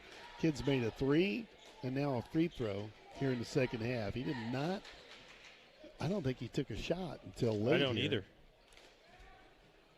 It looks like T-Town's going to get out of here, but with the win. But, boy, they've had to work for it, haven't they? Yeah, they have in the second half. Timeout on the floor, 48-40. Timeout. And with 24.7 seconds left here, you got to give your hats off to Mount Carmel. I'll tell you what, tell you what, I'd give my hats off to Mount Carmel is their conditioning and still playing hard, playing mostly 5 kids while Teotopoulos rotated them and kept throwing fresh bodies at them the whole night. And Mount Carmel has played arguably better than Teotopoulos here in the second half. Scored them in the second half. The other thing that you got to say, too, I think they've controlled the pace of play. After what we've seen from T-Town before, yeah, we're in the 40s. I agree. And what happens to a lot of teams is they play at Teotopoulos' pace because they get sped up, they get trapped, they get full quartered, and they just start playing faster and faster and faster because that's your natural reaction when that happens. And next thing you know, you're in a track meet and you're just wearing yourself down while Teotopoulos just keeps rotating bodies at you. Yep. Good game plan. Right. It is. A lot of folks in Newton waiting to get in at the conclusion of this one. Yeah, they may be outside by now, Mike. They ought to all turn around and go get a bag of popcorn. Yeah, that's right. Get down the other way. I mean, best popcorn south of 70. Ball inbounds. Mount Carmel's got it there. Token pressure from Teotopoulos. They can afford to just let them run some clock here. Long 3 from the Aces. Banked it in. He banked another one. That's better. And he cuts it to, 5? With 14 seconds left. Hey, we got a new body in the game for Mount Carmel. Number 11's checking in at the table. That's Wiggins. That's Chase Wiggins, a sophomore. You think maybe he might foul? He's got one job, Mike. I'm going to go ahead and write his name down and circle a 1 next to the foul. I'm thinking he's going to, if they can get him near the ball, he's in for one deal here. 14.2 left in a 5-point game. Top seeded, number 1 ranked Teotopoulos. They've had their hands full here in this one this evening. A good test for them, too, and that's probably what their coach is going to take away from here. Oh, yeah. I mean, I'm sure they're going to have some good conversations, and I'm sure they're going to have a good practice tomorrow before the game Friday. Not very often Teotopoulos takes anybody lightly, no matter who their opponent is. And I don't think really they've taken Mount Carmel that lightly, to tell you the truth. No. Teotopoulos played really hard in that first half, and they've played really hard on the defensive end the second half. They just turned the ball over a lot in the third quarter and let Mount Carmel get back in it. 5-point game, and T-Town going to put 5 out of bounds here. Oh, it's the football play. They don't even play football. They shouldn't even know how to do this. Look how they line up for defense. Well, we got a problem at the table for some reason or another. So, they're going to put 5 on the baseline. They get to run the baseline because Mount Carmel's coming off of a made basket. So, actually, they could pass the ball to somebody else on the baseline. Coach Underwood does this at Illinois. Yeah. Yeah. I don't know what the problem is at the table. Okay. Says here we go. And maybe they had the books over there. Maybe they figured out Keepus fouled out. We got the official book, and we fouled him out. Keepus was probably getting nervous. He's still in the game. He's still over there, Mike. Why not? I guess he's going to play. All right, let's see how they do this. Oh, he slipped. Oh, that's they gave a nice foul to Metter, didn't he? Phantom foul. Metter, I mean. That was the phantom foul. I didn't see him touch him. No, I didn't either. I think McWhorter got around him without getting touched, but the officials saw Metter maybe slap his off arm. Metter picks up his 4th. McWhorter at the free throw line for 2 with 13 seconds left. McWhorter went 1 for 2 from the line in the first quarter. Correct. Has not scored in the fourth quarter until now. Hits the free throw. 14 for him. 14 for him here this evening. And he makes this one. It goes back to a 3-possession game, but locks this thing down. 49-43 with 13 seconds left. Teotopoulos with the lead. Free throw up and knocked him in. McWhorter hit them both. 3 out of 4 from the line. Landon Bunning back in the game. He's going to check in for Joey Probst. They go a little bigger. They like to be a little bigger, I think, on defense. T-Town coach told him, don't foul. Just eat the clock up here. Long 3 off the iron. T-Town fumbles it out of bounds. Yeah. Metter pulled up from the volleyball line. A couple new bodies in the game for Mount Carmel. I bet they're seniors, 24, 33. Yes, 24 and 33 for Mount Carmel. Yep. So that is... Berman's a senior, but the other's a junior. Bowser, who's a senior, yeah, and Freeland, 33, Freeland's a senior as well. Okay. Now Carmel will take it out of bounds. So he gets a shot up. Short, rebound tipped out, and there's the horn. Teotopoulos gets out of here with the win, 50-43, and they'll advance the championship game Friday night against the winner of the upcoming Salem-Newton game, which we will have here in just a few minutes. We'll take a 60-second timeout, be back with the Crawford Memorial Hospital postgame right after this.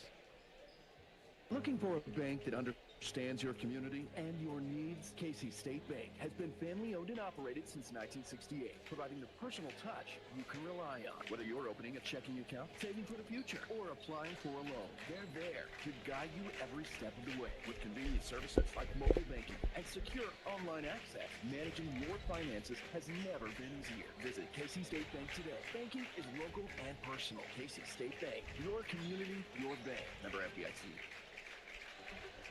Because there's a job opening almost everywhere right now, you have a lot of choices. We also have job openings here at TOC Direct Media. Whether you have multimedia experience or think you have what it takes to inform and entertain, you should consider us for your next move. Log on to originalcompany.com and give us the reason we should consider you for one of our openings. Randy's going for a walk the wrong direction. Uh-oh. You may want to send somebody after him. Hey, yeah, you and I can talk. Will you go get Coach Bishop and tell him he needs to come up here? Yeah. Well, welcome back. Time for the Crawford Memorial Hospital postgame. Between games tonight anyway, with them in the next game up, Salem and Newton. They'll be on the floor here. Surely a lot of folks leaving as the T-Town crowd filing out, Rich. Yeah, get the stats in before our guest makes it back. Let's do it. So Teotopoulos Wooden Shoes advanced to the regional final on Friday night. They had improved to 28-3 on the season. They were led by their guard, Isaac McWhorter. He finished with 15 points, 3 rebounds, and a block. Landon Taylor, he had 7 points, 4 rebounds, 3 assists, 2 steals, and 1 block. Joey Probst with 5 points, 1 rebound, 2 assists, 2 steals. Jason Kreck, the forward/center, he had 4 points, 5 rebounds, 4 assists. Gavin Addis with 5 points, 3 rebounds, 3 assists, and a steal. Off the bench for the Shoes, Landon Bunning with 8 points. He scored them all in the first half, had him with 2 assists and 1 rebound to go with those 8 points. Jake Probst with 3 points, and Davin Warman also with 3 points for the Shoes. Gavin Bunning didn't get in the scoring column. I had him with a rebound and an assist. I'm going to count up these Teotopoulos turnovers. I had him at 15 turnovers. That's kind of high. For the Mount Carmel Aces, they only had 5 scorers, all 5 starters in the scoring column for them. They were led by the junior guard, Shane Metter. He finished with 19, had him with 2 rebounds, 1 assist, and 5 steals to go with those 19 points. Elliot Acree with 10 points, 2 rebounds, 3 assists, and a steal. Owen Blake with 6 points, 3 rebounds, 1 steal, 1 block.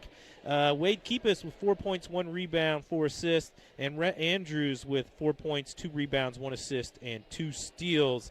Elias Knapp came off the bench. I did not register any points or rebounds for Elias this evening. So Mount Carmel Wooden Shoes are going to play the winner of our next ball game, which is going to be Newton and Salem. And still waiting for time to go up on the clock, Mike. I'm not sure. Well, they're running this down, and I think they'll put 15 on the clock. They got to get this crowd out of here. Randy on the way back, so we're going to get a visit with him here shortly. As I saw him working his way this way. Here he comes. Pretty good crowd here. Got to get out of the gym before they get some of these other folks back in. But they'll run the clock down, and we'll go from there. top-seeded Taupas got a scare put in tonight as Mount Carmel got it down to 3 a couple of different times, but we're able to let's make sure we hook him up good, so it's going to have to stay on his head for a while.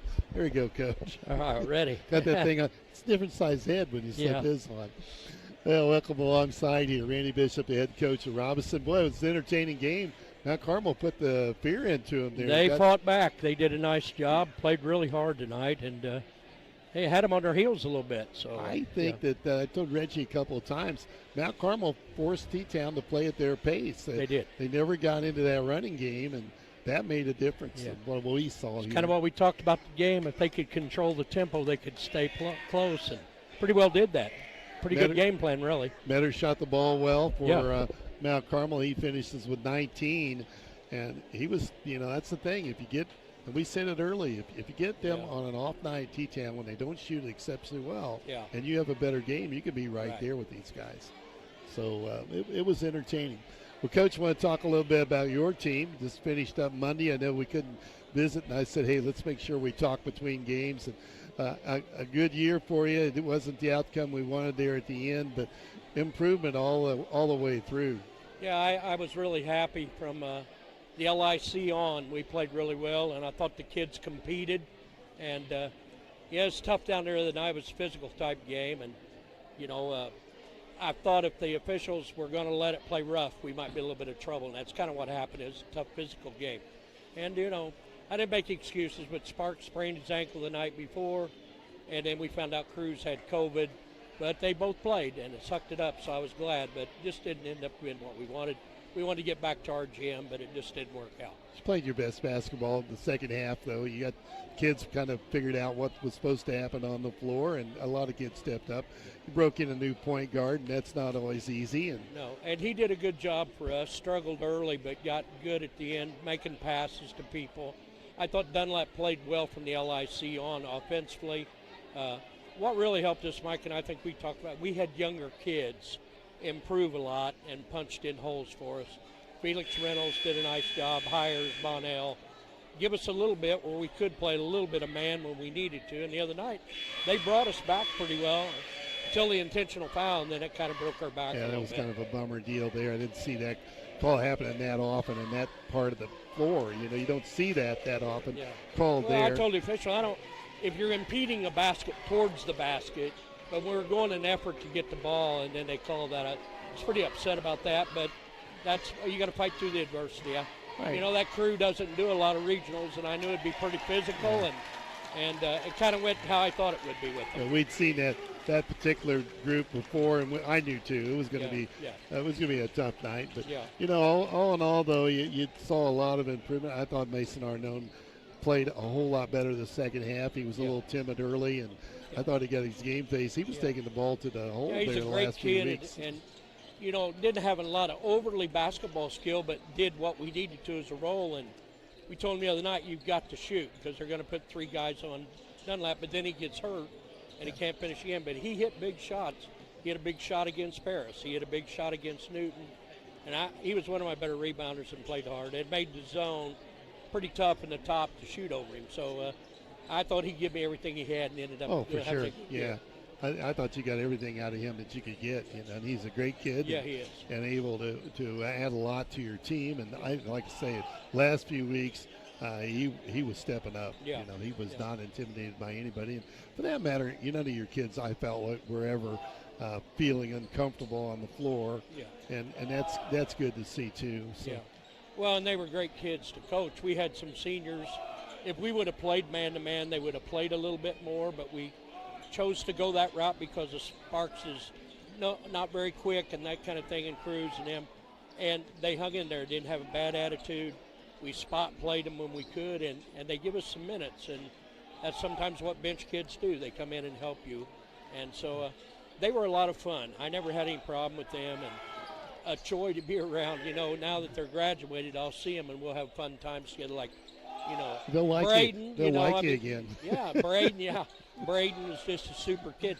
He is highly intelligent, wants to maybe be an AD, and will probably be a coach. I mean, he has a great mind for it. So I'm happy about him. And Sparks going to try play college basketball. If he gets in a weight room and lives on the floor, he might be able to get a walk-on or maybe at an high school. But great kid, too, loves basketball. Oh, sure. You know, we had a chance to visit with your son-in-law up here. Corey was up here at halftime of the game, and we got to great guy. You were lucky to bring him in the house and keep the door shut when he met your daughter. I'm very fortunate with both of my son-in-laws, and you know, he's been an asset. He helped me at Lawrenceville. When I first came there, I didn't really know anybody, and then coming into here, I didn't know a lot of Robinson people, so he's helped, and he knows my philosophy, so it's really helped having coaches. You know, I added Troy Jenkins this year, who is a good basketball mind, and they're all on board trading him. And now we've started in the lower levels doing what we want to do, and that's starting to pay off. They were 12-7, 11-7 the fresh off, and we got a nice 8th grade coming in. So we think that the next few years is going to be fun to watch. Coach, you and I have been around this stuff a long time. We've known each other for a really, really long time. And, you know, I know when you left and you went to Branson, a lot of people wondered why you went to Missouri, but you went over there and you put a streak together that was incredible. You just won a ton of ball games. When I first went there, it was more football oriented. It was basketball, but it's a big mecca, you know. And when I went there, it was 850 kids. When I left, there were over 1,800. So that communities, they all grew, and I inherited some nice players when we started winning. But people say, well, how did you get down there? Well, I started my first coaching job in Eminence, Missouri on the Current River. Is that right? It was similar to Deliverance. I mean, it was that kind of, you know, and it was Appalachia. But they loved sports, and I got broke in real good there, and then went to a 2A school. And then one of my friends, Steve Bennett, was the head coach at Martinsville, and I'd helped his dad student teach. Said our job's coming open. I got some good kids. Came back to Martinsville and spent 10 or 11 years there, and then Casey. And the Branson thing was kind of just a deal that happened, you know. So. I think I caught up with you when you were at Martinsville, and you know, I refereed before I did this. And I probably had a couple of your games. Tony Cork and I would hit that place. Yeah. So that's when I could run, and you know, you were too. We were skinny little guys. I was a thin guy then. A lot of fun. But you went from Martinsville over to Casey and had a lot of great success there. And we had, you know, I was there 7 years. I think we won 20 every year, and I had great kids there. Worked really hard. They've got tradition, so that helped quite a bit. Well, the Loretzen boys were there in Martinsville. Jeff could really play, and Greg was there with Steve before me, and those guys were really good. They ended up, Greg was the one that went to Indiana State, wasn't he? Yeah, well, Jeff went to Indiana State. Greg started out going to North Dakota and ended up back at Lakeland, and then ended up coaching in Hudsonville and did a good job there. But, unfortunately, he lost his life in an automobile accident, and that was tragic for the family and for Jeff. Fighting through all that, and Greg's son was a difficult time. But, a lot of great basketball players in your past, and a lot of fun. You end up here in Robinson, and hopefully you're going to stay here until you're ready to call it a night. But well, that's the plan. I said this would be my last job. I wanted to come and offer a fast break style and maybe some pressure. And my grandson's here. It would be good if I could finish out with him at least playing. He's coming as a freshman. Of course, he probably won't play varsity as a freshman, but it'd be nice if I could stay with their group and then have a young guy come in that really is committed to the program. And because you and I both know, back when I first started in the 80s and the 90s, Robinson was really tough. Ron Felling told me, if you ever get a chance to get the Robinson job, they gave me fits at times, and that's where you need to get if you can get there and get things going, because they've always had athletes. And that's where it's at. You got to have athletes that are committed. And right now we're turning the corner. When I came here, they weren't coming in off season much. Now everybody's kind of buying into everything. The weights, you know, weightlifting's changed now. When I first started, you didn't do a lot of that. Baseball, basketball guys. But the other night, the physicality hurt us in that Mount Carmel game. So we've got our younger kids convinced they have to get in the weight room, spend time shooting. It's a big part of it anymore. So what do you think is going to happen here in Game 2 with Newton and Salem? Well, Salem's really kind of underrated. They're pretty good. The Capital Classic, they played really well. The only thing is, I think Newton's very disciplined. They run the mover blocker offense. And Balby was hurt early in the year, and now he's playing really well. They played T-Town, I think, to 3 points maybe. I kind of look for Newton maybe to win this. They're used to being in this gym, LIC area, and I think that they'll probably win this ball game. But it'll be a good game. It'll be a good one. You know, surprised by the first game. You felt like coming in that T-Town might just blow them out of the building, and Yeah, and when you get to this level and you get into regional, you have an off night. Yeah. These games get interesting. Yeah, and that's one of the things, former Lawrenceville guy, I've warned them about. They're sitting here right at 30-2, and it happened to me at Martinsville. We were 25-0 and got beat by Flora in the sectional and was picked to win that thing. Yeah. This time of year, and you saw it, Mount Carmel creeping up. If they got a little bit closer, another 5 minutes might have been the story. You look at Lawrenceville playing at North Clay, and North Clay had a 12-point lead going into the fourth quarter and then held it, and they came back. Yeah, so I've told those Lawrenceville kids, you're focused, you better stay that way, because now you can get beat, you get a bad crew, you get in foul trouble, and you could be in trouble. That's going to be quite a regional there, though. Yeah, it'll be a fun when that place to be packed, won't it? Oh yeah, hell, there's 2 games there tonight. Yeah. And Dietrich there too. They all travel well. And Dietrich played them pretty tough too until the fourth quarter. Right. So whoever wins that will be a pretty good battle too. Hey, we got to get out of here and sell some commercials. Okay, well, sure appreciate I'm your a business. talker, you know that. So. All right, that sounds but anyway, good. Hey, that's a pleasure. You and I go way back, and I have a great admiration and respect for you as a baseball coach for sure. Yeah. I think Reggie's doing a good job. I got his son coming, and he's going to be a good one. He plays real hard, so I'm trying to train point guards. Okay, let's keep him going. Right, Coach Randy Bishop alongside. We're going to take a 60-second timeout. We'll get ready for Game 2 here tonight, coming up in about 6 minutes. Sure, you can search your symptoms online, but wouldn't you rather He cannot keep his headset on. That thing cuts. I don't know what he does. He can't keep the headset on. It just starts rolling off of him. I don't know. They put their radio in the crowd. Oh, they did. Because Google isn't a doctor, but CMH. I didn't know they were sitting down here. Hey, works for me. They could have been back here behind us. We're going to have the student section right next to us. Okay, let's check records. I don't have anything on Newton or Salem. I got Salem's right here. Salem is 12-18, Mike. And their commitment to personal service is still the Newton most important aspect is of immunizations. 16-13. Medication synchronization Okay. and free delivery. Find more information at BertramPharmacy.com. Located at 1300 North Allen in Robinson. Bertram Pharmacy, caring for you and about you. Hey, welcome back. Now we're going to have our pregame brought to you by Bertram Pharmacy, fast, friendly hometown service here on North Allen Street. We're about 4.5, 5 minutes away from the player introductions. Reggie's getting squared away here, I think. So. 2 pregames in one night, Mike. Are you making me work? I am. I'm going to make you sell some stuff here. What can you tell me about these 2 teams? Well, I don't know much about Salem Wildcats at all, Mike. The only good thing is they do put their stats on Max Preps, which was nice to look at today. Their leading scorers are junior. They got twins that are juniors. They come in 12-18, 3-7 out of the Cahokia, Mississippi conference. That's what conference they moved to when they moved out of the Apollo.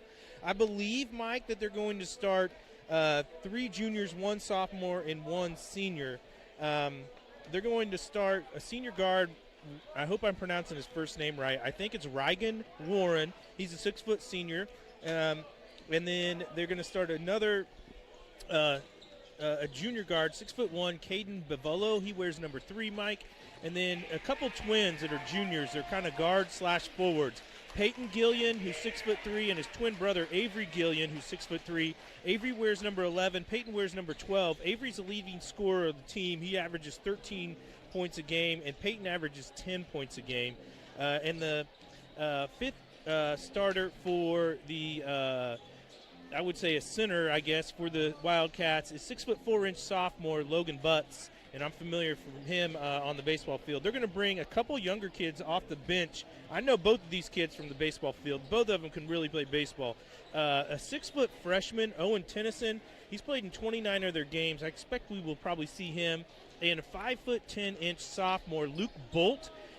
Both, I would say Luke is definitely a guard. Owen's probably a guard as well. Luke is a lefty, I know that. And Luke has played in all 30 of their games, and he averages 5 points a game, so I expect to see him off the bench as well. For the Newton Eagles, who come in now with a record of 16-13, they finished 4-3 in the LIC. They're coached by Troy Bierman, assisted by Colin Harris and Eric Shackman. I expect them to start a junior, or 2 juniors and 3 seniors. guard junior, 6'3" Hayden Mulvey.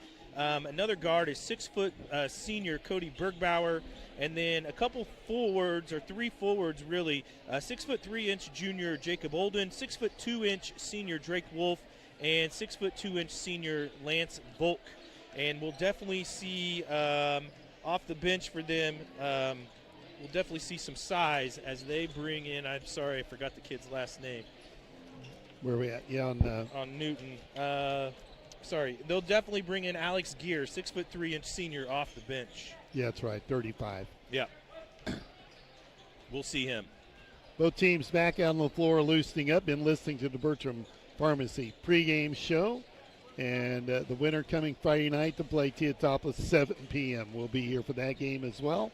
Let's take a 60-second break. Get ready to go with the second game right after this. Here's what real students say about Lincoln Trail College. I have learned how to put my academics first while learning how to be a leader within that. It was definitely affordable for me. It definitely gave me a new path and what I wanted to do with my life too. I feel like Lincoln Trail was a great step out of high school. You too can join students like these. Visit iecc.edu/LTC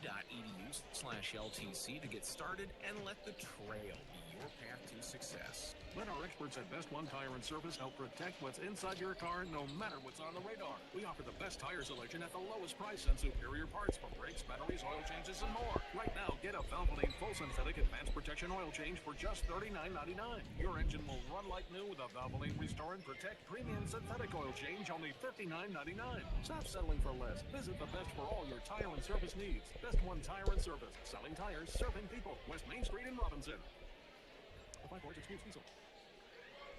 Well, clock winding down, getting ready to go here with the second game, Reggie. And I think you're going to guess right on the starters for sure on Newton. I got Newton right, huh? I'm looking for 45, but I think he's sitting there in the middle. If so, you got him. I'm going to go through and see if these two teams have ran into each other yet this year, and I don't think they have.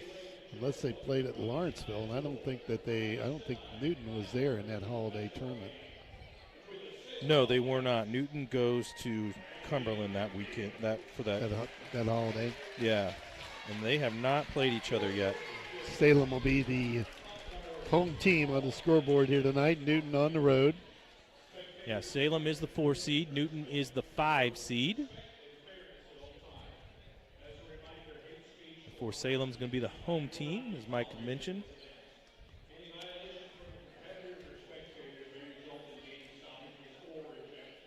It's always fun to watch a new team, Mike, come around, and see their ball players and see how they play. And it's going to be a little hard on us because we don't have the advantage of having Robinson as the other team where we just naturally kind of comes off our tongue who those kids are. So stick with us here. Mike, we talked about the guys in the suits earlier. It was their coaching staff. Yeah, it was Newton's coaching staff. They came dressed sharp tonight. Yeah, Coach Bierman and the staff, full staff, everybody's in suits. I don't recall that before. No, I don't think so either. Well, it's tournament time. You put them on. Yeah, you look good, you play good. That's right. Newton will be the guest. They'll play in their traveling blues, trimmed in orange and white. How are we doing start time? It's 20 to late, not too bad. Not too bad. About probably going to tip off here at about 7:45. I flipped through this program so much, Mike, I'm ripping the staples out of it. And Salem down the way. They're white, primary uniform color, green. Well, it's going to be white and green for them. Bovalo. Hey, Mike, we're going to interview a baseball coach at halftime. Did you get him? Okay. We got him. We're going to interview a baseball coach that's got more wins than you and I combined. Oh, no, that's bad. Yeah, I know. How many's he got? Oh, I'm going to ask him. Yeah. He's going to play humble and act like he doesn't know. Uh-huh. Okay. I got Reynolds looking it up, though. Warren, you're right on him. I'm seeing if you guessed right. Butts, did he just say that's 33? Yep. How am I doing? I don't think he did bad. All right. They're going to start. They got one lone senior starts. Yes, they do. They're kind of a young team. They're happy to be in 2A. Oh, you know it. Yeah, you're right. Look at Alney. The Effingham had to feel that way, too. Alney knocking off Effingham. Yeah, for years those three schools have been 3A in basketball and baseball, and now they've all slipped down into 2A. So they got to be excited about it. 33 is Logan Butts, and he's just a 6'4" sophomore, and he looks good in that basketball uniform. He looks big. Let's see how his game goes. Just looking at him tells me Alex Gear won't be long before he's in this ball game. Referee having fun with the Newton coaching staff and their coat and ties. They must not be used to seeing them that way either. All right, here we go. Both teams on the floor, ready to go. Game 2, winner gets Theotopolis. And after they watch that game, they shouldn't be afraid of it. Ball controlled by the Wildcats from Salem. They've got the basketball. Lavallo with it, drops it off here to Warren. And they go inside, nearly stolen. There's the ball stripped loose. And that's going to be Newton basketball right off the start. Coach Randy Bishop picked Newton to probably win here this game. Oh, he picked Newton, okay. Yeah. Felt like that they were a little more comfortable on this floor. Yeah, Salem Wildcats come out in a 1-2-2 full court trap. They're trying to trap it at half court. Even though Salem a higher seed, just 12 and 18 on the year. They must have played some Apollo Conference foes. Yeah, they play some bigger teams. Newton with it in the front court. Dishes off to the corner. Driving into paint, spinner, 10-foot runner along the baseline, no good. Salem down with a rebound. That's Gillian with it. Fires it ahead to Vavallo, and they throw it away again. Oldham stepped in the passing lane, gives it over to Bergbauer. They move the ball quickly as well. You can find those orange shoes on Vogt, can't you? They stand out. Nobody scored yet. We played a minute of the first quarter. And there's a steal. Salem picks it off, races the other way, and the layup good for Avery Gillian.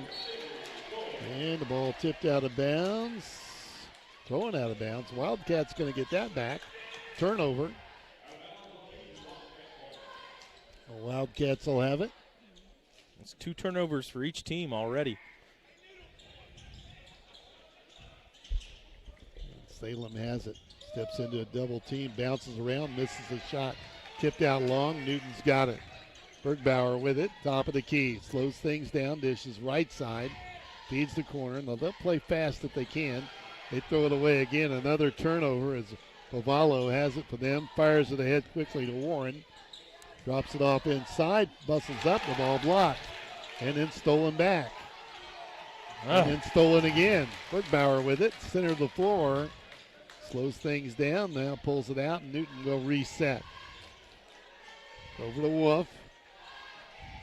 Blue uniform of Newton. They're traveling the color. Orange numerals. Left side to Bergbauer. Now they drop a baseline. Kicks it out long again as the Salem defense pretty good. 3 from the right wing. No good. Rebound to Newton. Turnaround jumper up and in. A little hook shot. Yeah, Drake Wolf with the rebound and the putback to get the Newton Eagles on the board. Salem to the front court. They made the 2-hour bus ride over. And then they watched the basketball game for an hour. Yeah, that's a long one. They brought the cheerleading squad. They got that old gym to play in Salem. That's a pretty cool place. I've never been there. That's a good one. Salem takes it down the paint, kicks it back out. They reset. Over to Warren. Feeds it, and the 3 from the outside. No good. Putback is no good. Man, how'd that roll out? I don't know. Missing inside's Butts missed it. Eagles off with it. Here's Bergbauer right around defensively and rolls it over the iron. They lead 4-0. That's Bergbauer. He likes to go to the basket. He's a lefty. He's listed at 6 foot. I'm going to take the under, but he plays big. He plays bigger than that. And Gears up off the bench, Mike. Yeah, he's going to be in soon. Salem takes the 3 outside. That's no good. And a rebound cleared by Wolf for Newton. Now a 3 from the left wing. Boom, that's good. And that's Mulvey. And it is 7-2. Newton with the lead. Coach Cole Closure, I guess. Cole Closure is the head coach of Salem. I hope I'm saying his last name right. I'm sure I'm not. Salem with it down the paint, and he walks with it. Salem not off the bus yet. They're a little uncomfortable, and they need a timeout. Timeout on the floor. Newton 7, Salem 2. We're back in 30 seconds. It takes a special type of person to inform and entertain, and that's what we do at TOC Direct Media. Inform and entertain. If you think you have what it takes, consider us for your next move. Log on to originalcompany.com and give us the reasons we should consider you for one of our openings. It might be just a side hustle for you. Log on to theoriginalcompany.com, an equal opportunity employer. Part-time, full-time, or side hustle. Well, a good start here for the Eagles, up 7-2. Yeah, definitely. You could tell the Eagles are maybe a little more comfortable playing in the gymnasium. Coach Bishop got that right. Wildcats look like Bavello and Avery Gillen are their two guys that take a lot of their shots.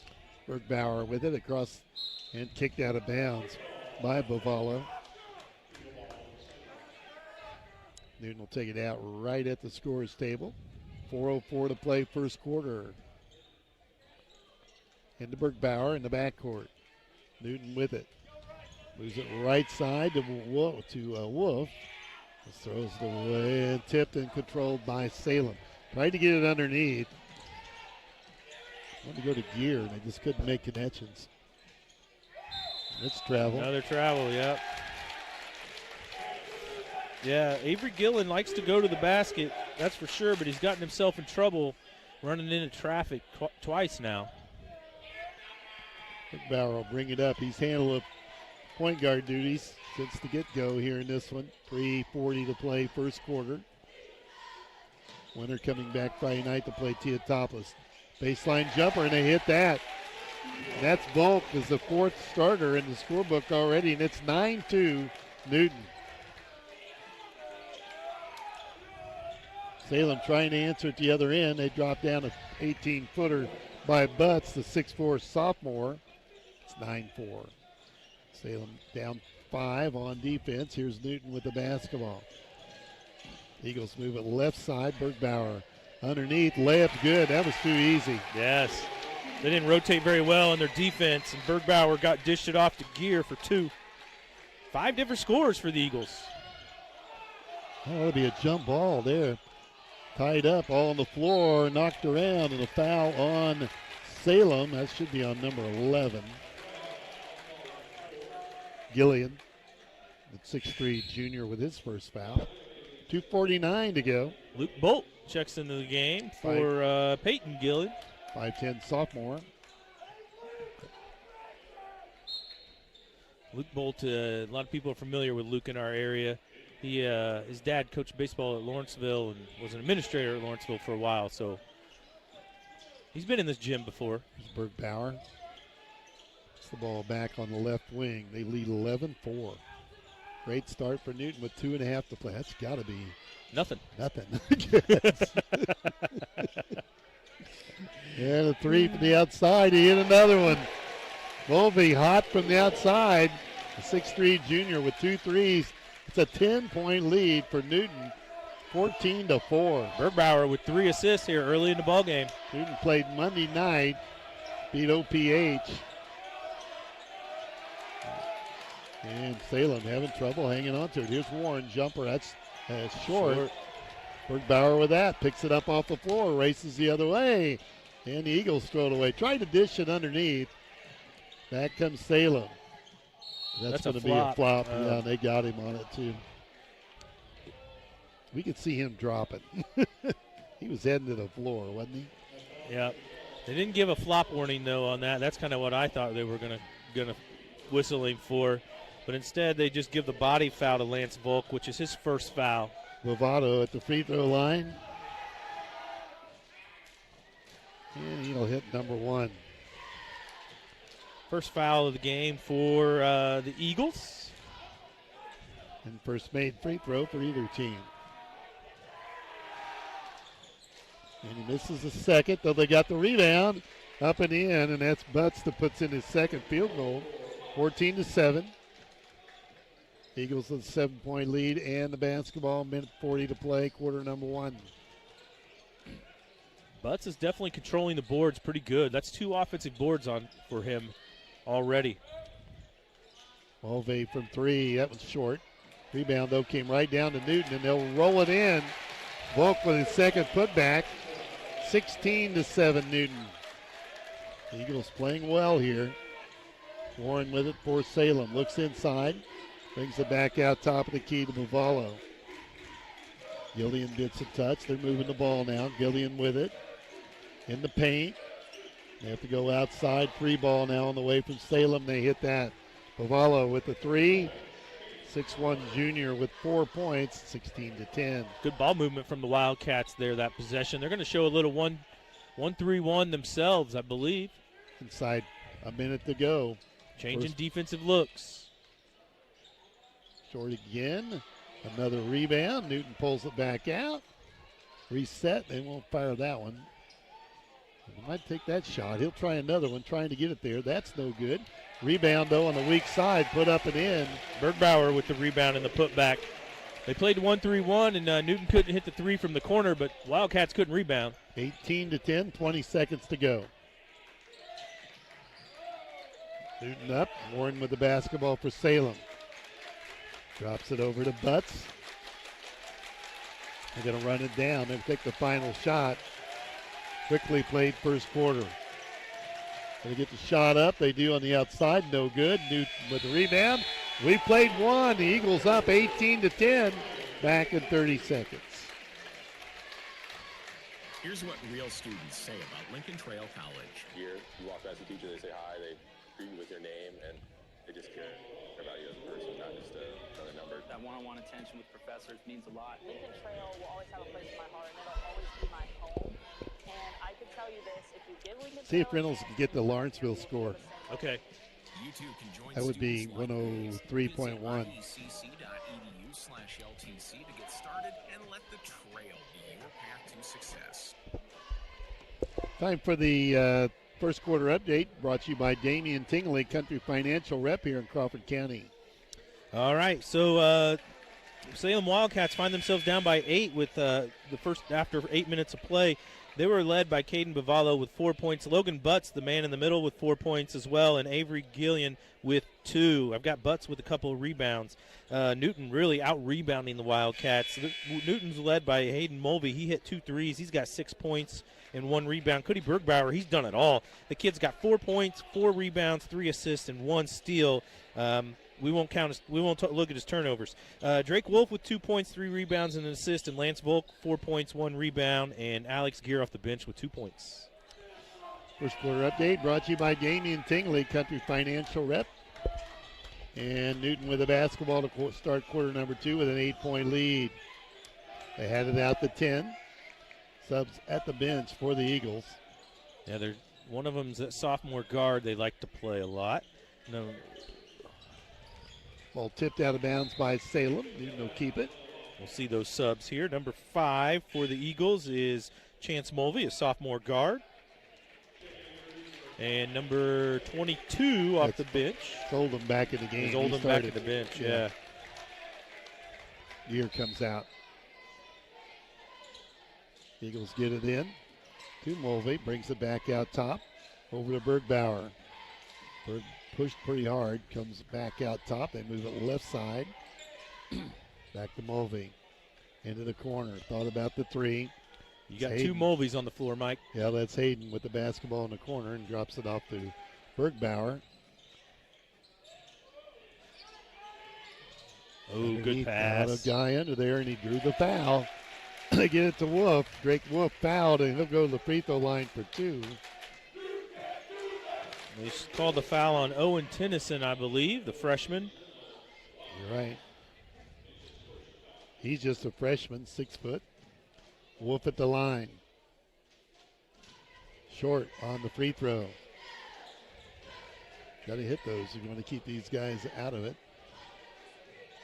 North Clay Regional tonight. Lawrenceville playing there, and North Clay, different brackets. Lawrenceville had Red Hill and North Clay with Dietrich. He missed them both. And Salem clears the board. 7 minutes to play in the first half. Winner gets Theotopolis Friday night. And we'll be here for that at 7 o'clock. Warren with it for Salem. This is at right side. Back out top of the key. And that defense from Newton. Yeah, Newton's in his zone, and they're trapping. Jumper didn't knock it down. That's why the freshman's playing. Hits about a 15-footer on the right wing. Off the dribble. 18-12 by 6. Had it out to 10 in the first half. We're in quarter number 2. They got off to a fast start. And Salem trying to fight back. Eagles with it. Go down underneath. Great pass. They grab his arm. And that's 14 Bolt with the foul. I'm going to send Oldham to the line. Great pass from Drake Wolf to find him underneath the basket. They stay out of bounds. Oh, they said on the floor. Interesting. Boy, I thought that was shooting. Me too. We watching the same game as those guys.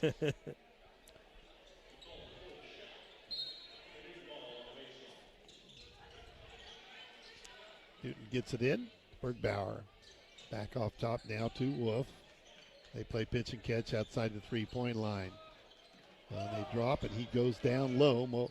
Bergbauer brings, they drop back, gets a bank shot, got his own rebound, tries to go back up with it, has it knocked away, and Salem will get it. A lot of good play under the bucket. Let's see if Newton stays in that same defense. It's almost like a 2-1-2 or a 3-2, I guess, but it's a zone. Salem with it. They move it outside. Warren's got it outside the 3. Ball tipped. Got it back. Now they go underneath. Up on the glass, and they're getting closer. Ovallo with the bucket. He's got 6, and it's a 4-point game. Newton with the ball and a 4-point lead with 5.5 to play in a very quickly played first half. Banging back down underneath on the glass. Blocked by Newton, or by Salem. And they push it to the front court. Warren's got it, and a little out of control. Tennyson out of control, yeah. He didn't like the call, but I think it was the right one. Volk back in the game for Newton. Warren out for Salem as both teams make some changes. Mulvey also out for Salem, or for Newton. That's Chance Mulvey that came to the bench. Bergbauer with it. A dry spell for the Eagles. They go inside, though. Great look there, and Wolf with his second field goal. And it's 20-14. Newton by 6. Ball stripped loose. Bad away by Newton. Coach Bierman's not happy, but I think he's really upset with his kids for not grabbing the ball on that loose ball and letting it roll out of bounds. Or bounce out of bounds. Salem back with it. 3 from the outside, no good. Rebound long, and it comes out to Salem. They like the 3-2, and that's a walk. Yeah, he traveled. Yeah. Tennyson that's Bolt that was a little out of control for Salem. Ball to Newton with 4:38 to play, first half. Listen to this, Mike. I got Newton with 10 rebounds, and I've got Salem with only 3. Seems about right, though. I mean, it's been pretty much Newton dominating the boards. Somehow it's just a 6-point game. Yeah, 20-14 Newton. And they're going to get another one inside. 22. Oldham. All 5 starters in the book. 22-14. Newton again stretching the lead out. They had it out to 10. It's 8 right now. A lot of contact inside again. Salem with it. Drives, spins in the paint. Little jumper rimmed out, and a rebound taken by Newton. They go to the other end. Look at him go. Out of control maybe. I don't know. Newton got it on the floor. Back up. Rolled out. That's got to be a foul. Drake Wolf just picked up his first foul on that rebound. Peyton Gillian had the rebound secured, and Wolf kind of knocked him off the ball. He's much stronger basketball player. Nice crowd from Newton came over tonight to watch the game. Got a great we body. got the student body right next to us. Watch your mouth, young man. Right where the band sits.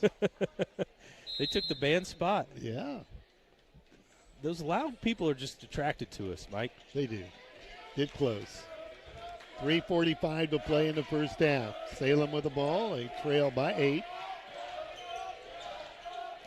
Warren in the paint. Oh, there's some contact. Offensive foul called on Warren. Good job from His Drake first. Wolf. Warren picks up his first. That one would not have been in the little half circle, Mike. I think he was out there quite a ways. Yeah.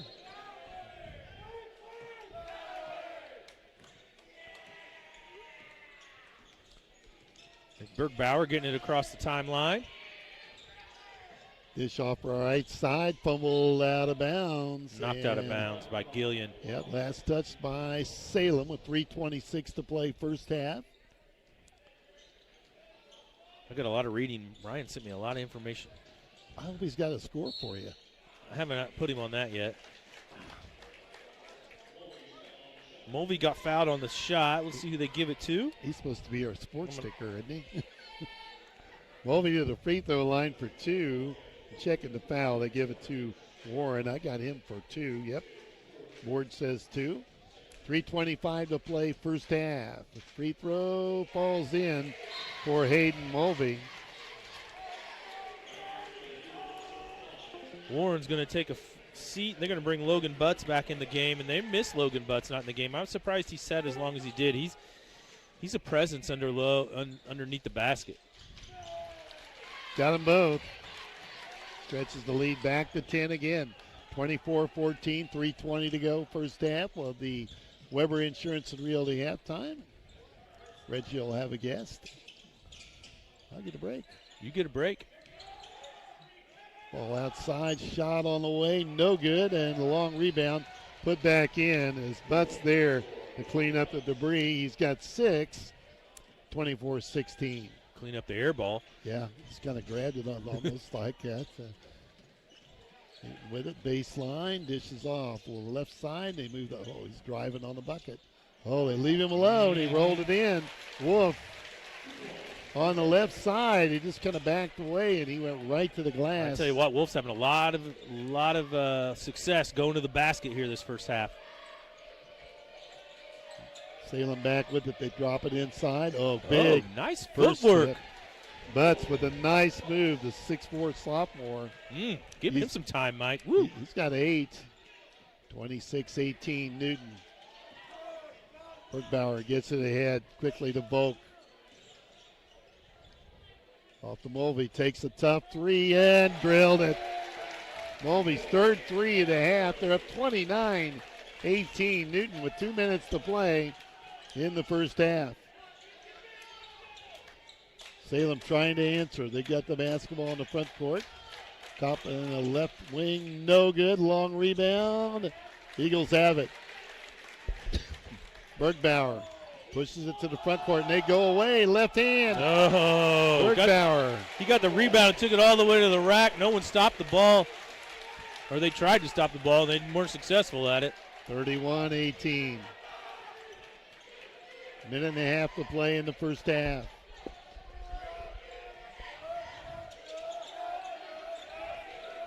This is Tennyson with the basketball. Good thing we got Ryan Reynolds tonight, Mike. He's all over it. He's got a score? Oh, yeah. Reach in foul on the Eagles. That's on 35. Gear picks up his first foul. Butts was going back to the basket. Let's see what we got here. We have Lawrenceville 61, Red Hill 38. Jaden Goff finished the game with 31 points, 6 rebounds, and 6 blocks. Noah Wilson had 19 points and 6 rebounds. Reynolds is all over it. He's up to date. Who else do we want to know about? That's one of what I was curious about.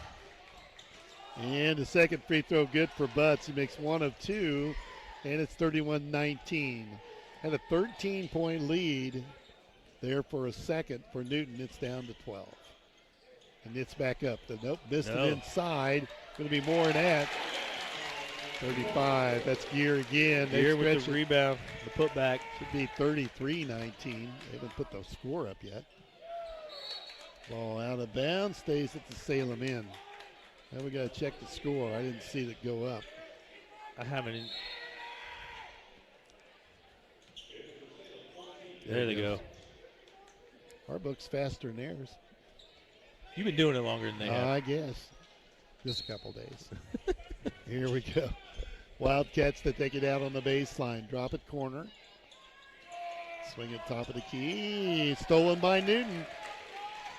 Wolf's got it, center of the floor. And they finally stop him there at the three-point line. Newton trying to stretch the lead. They got it out to 14 with less than a minute to play. And they're in their offense. They're not going to hold it. Move it right side. Look at the board at 30. Now they're coming back out. A little more patient.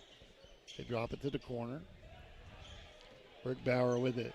Reynolds says that St. Anthony and Vandalia are going into overtime. Oh, wow. That's a big deal. He sent me a video, too, but I haven't got time to look at it yet. There's only so many things we can do. Now he just sent me a message, Vandalia won. Wow, that's an upset. Shot inside, tip. Oh, who are we giving that to? Did it go in? It did. I think it's 45. He gets all the hand slaps. Yeah, they say Wolf. We're at halftime, 35-19. Newton with the lead here in this semifinal contest from Robinson. Great first half of basketball. We'll take a 1-minute break. Be back with our halftime, brought to you by Weber Insurance and Realty after this. Life they haven't put the points up there yet. And some well, days that's what we had it going in, did it? It went in, didn't it? At Crawford Memorial Hospital, they want you to know we'll check it. It's okay not to be okay, but it's not okay to do it alone. Their mental there health team there. is here with compassionate support, counseling, and resources to help you take the next step. No judgment, just care. You don't have to struggle in silence. Crawford Memorial Hospital. Where's your it's halftime? Okay not to be okay. Oh, I don't okay know. To do it alone. Here he Here's comes. what real students Good. say about Right Lincoln there. Trail College. Because I'm going to go to the boys' room. Class, teachers are involved. They're always letting us know what we need to do, and all right. You know, it's a huge I wish I could go with you. Successful. I've loved being able to give back to this school. It has honestly taught me so much about myself and who I am as a person. You too can join students like these. Visit iecc.edu/LTC to get started and let the trail be your path to success. This is Jerry Devonshire. Welcome to the Weber Insurance and Realty halftime report. Hey, welcome back to RHS. We're here for the regional semifinal game. The Newton Eagles are up 35-19 on the Salem Wildcats. We'll go through the scoring real quick before we get to our guest. Newton's led by Hayden Mulvey, hit 3 threes in the first half. He's got 11 points and a couple rebounds. Cody Bergbauer's done it all. He's got 6 points, 6 rebounds, 3 assists, and a steal. Drake Wolf, he's kind of doing it all himself as well. He's got 8 points, 5 rebounds, 2 assists. Lance Volk with 4 points. Jake Oldham with 2 points. Alex Gear with 2 points off the bench. For the Salem Wildcats, they're led by their man in the middle, Logan Butts, a sophomore. He's got 9 points, 3 rebounds. Caden Bavalo, he's got 6 points off the bench for the Wildcats. A couple of youngins, Owen Tennyson with 2 points. Oh, I'm sorry, Avery Gillen's the starter. He's only got 2 points. They've held him down. Newton is completely dominating the boards here.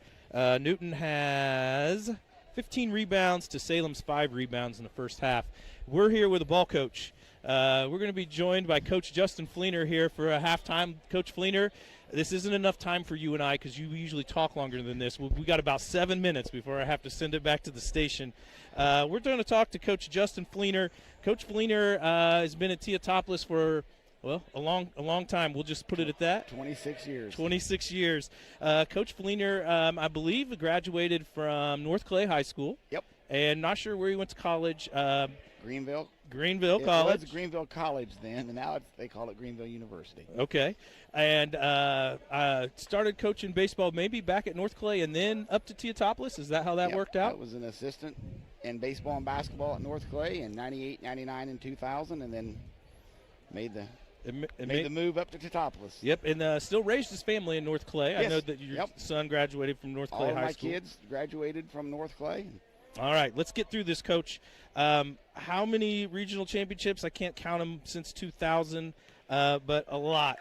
You're 614, 158, and 4 ties over the years. You know what the winning percentage is on that? 790. How many state championships? 4. 4 state championships. And how many sectionals? I don't know. Not sure. Not sure how many sectionals right off the top of my head. I can name the years, but I don't know. I don't know the. Okay, I'll look it up. So 1, 2, 3, 4, 5, 6, 7, 8, 9, 10, 11, 12, 13, 14 sound right? Nope, 15 counting last year. Sounds great. Yeah, Coach Fleener's had a ton of success.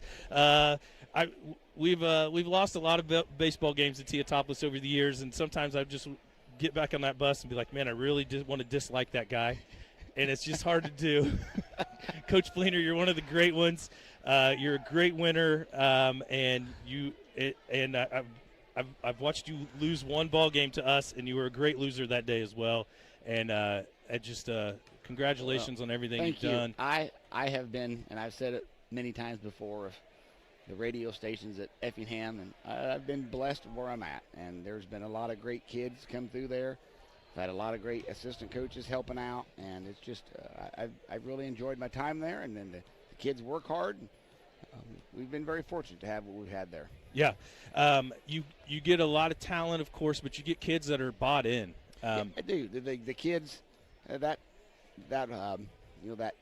culture. I mean, I tell people, if you're going to start with anything, you need to start with a team culture. And they have the culture there, and we just build off of it. That was already there to begin with, and added to that, and that team culture of, team first mentality. Everybody work hard, put in your time, and hopefully you put yourself in positions to have some success. Yes. Your basketball team this year is a typical Teotopos team to me this year. Coach Fleener, by the way, is the JV coach. How long have you been doing that with Teotopos? Well, I did JV in 98, 99, and 2000 with Coach Reed, who was at Louisville and then went to Lawrenceville and then went to Effingham. Great coach. I played for him back whenever I was in high school. And then I came up to Teotopos, just did baseball. I helped Coach Crawford out his last year in 2007. I was the fresh-off assistant, but was able to be on that team and be with another great coach. And then I did girls basketball for a while. I was Coach Thompson's fresh-off coach. And then this is my third year. I got back into boys basketball as the JV coach under Coach Reeder. And then, once again, let alone having great guys to be on the team, because, these are great young men to be a part of. It's fun to be a part of it. But the coaching staff that Coach Reeder has, and Coach Reeder does a phenomenal job. You're seeing the results of a great team culture that he's put in place, and I thought that'd be great to be a part of. Yeah. And I'm kind of the same way as a coach. I a lot of times when the baseball gig's over and I retire, and you and I aren't far from retirement, you're a little closer than I am. But, I kind of thought of that stuff. Like, I kind of like to just go do something different and be around a different great coach. It is. This is what I enjoy in the winter to do. He does. Coach Reeder does a great job. These kids buy into what he's trying to tell them. The practices are full of energy. They enjoy what they're there. And when the practice is over, these kids are still in there shooting, and they're not, trying to get home as fast as they can. They're still being a part of it and being around each other. That's what I've noticed from a guy that's been there 3 years, the culture that he has there, and it's great to be a part of. Right. So we've talked a lot about culture, and the culture's been there for a while.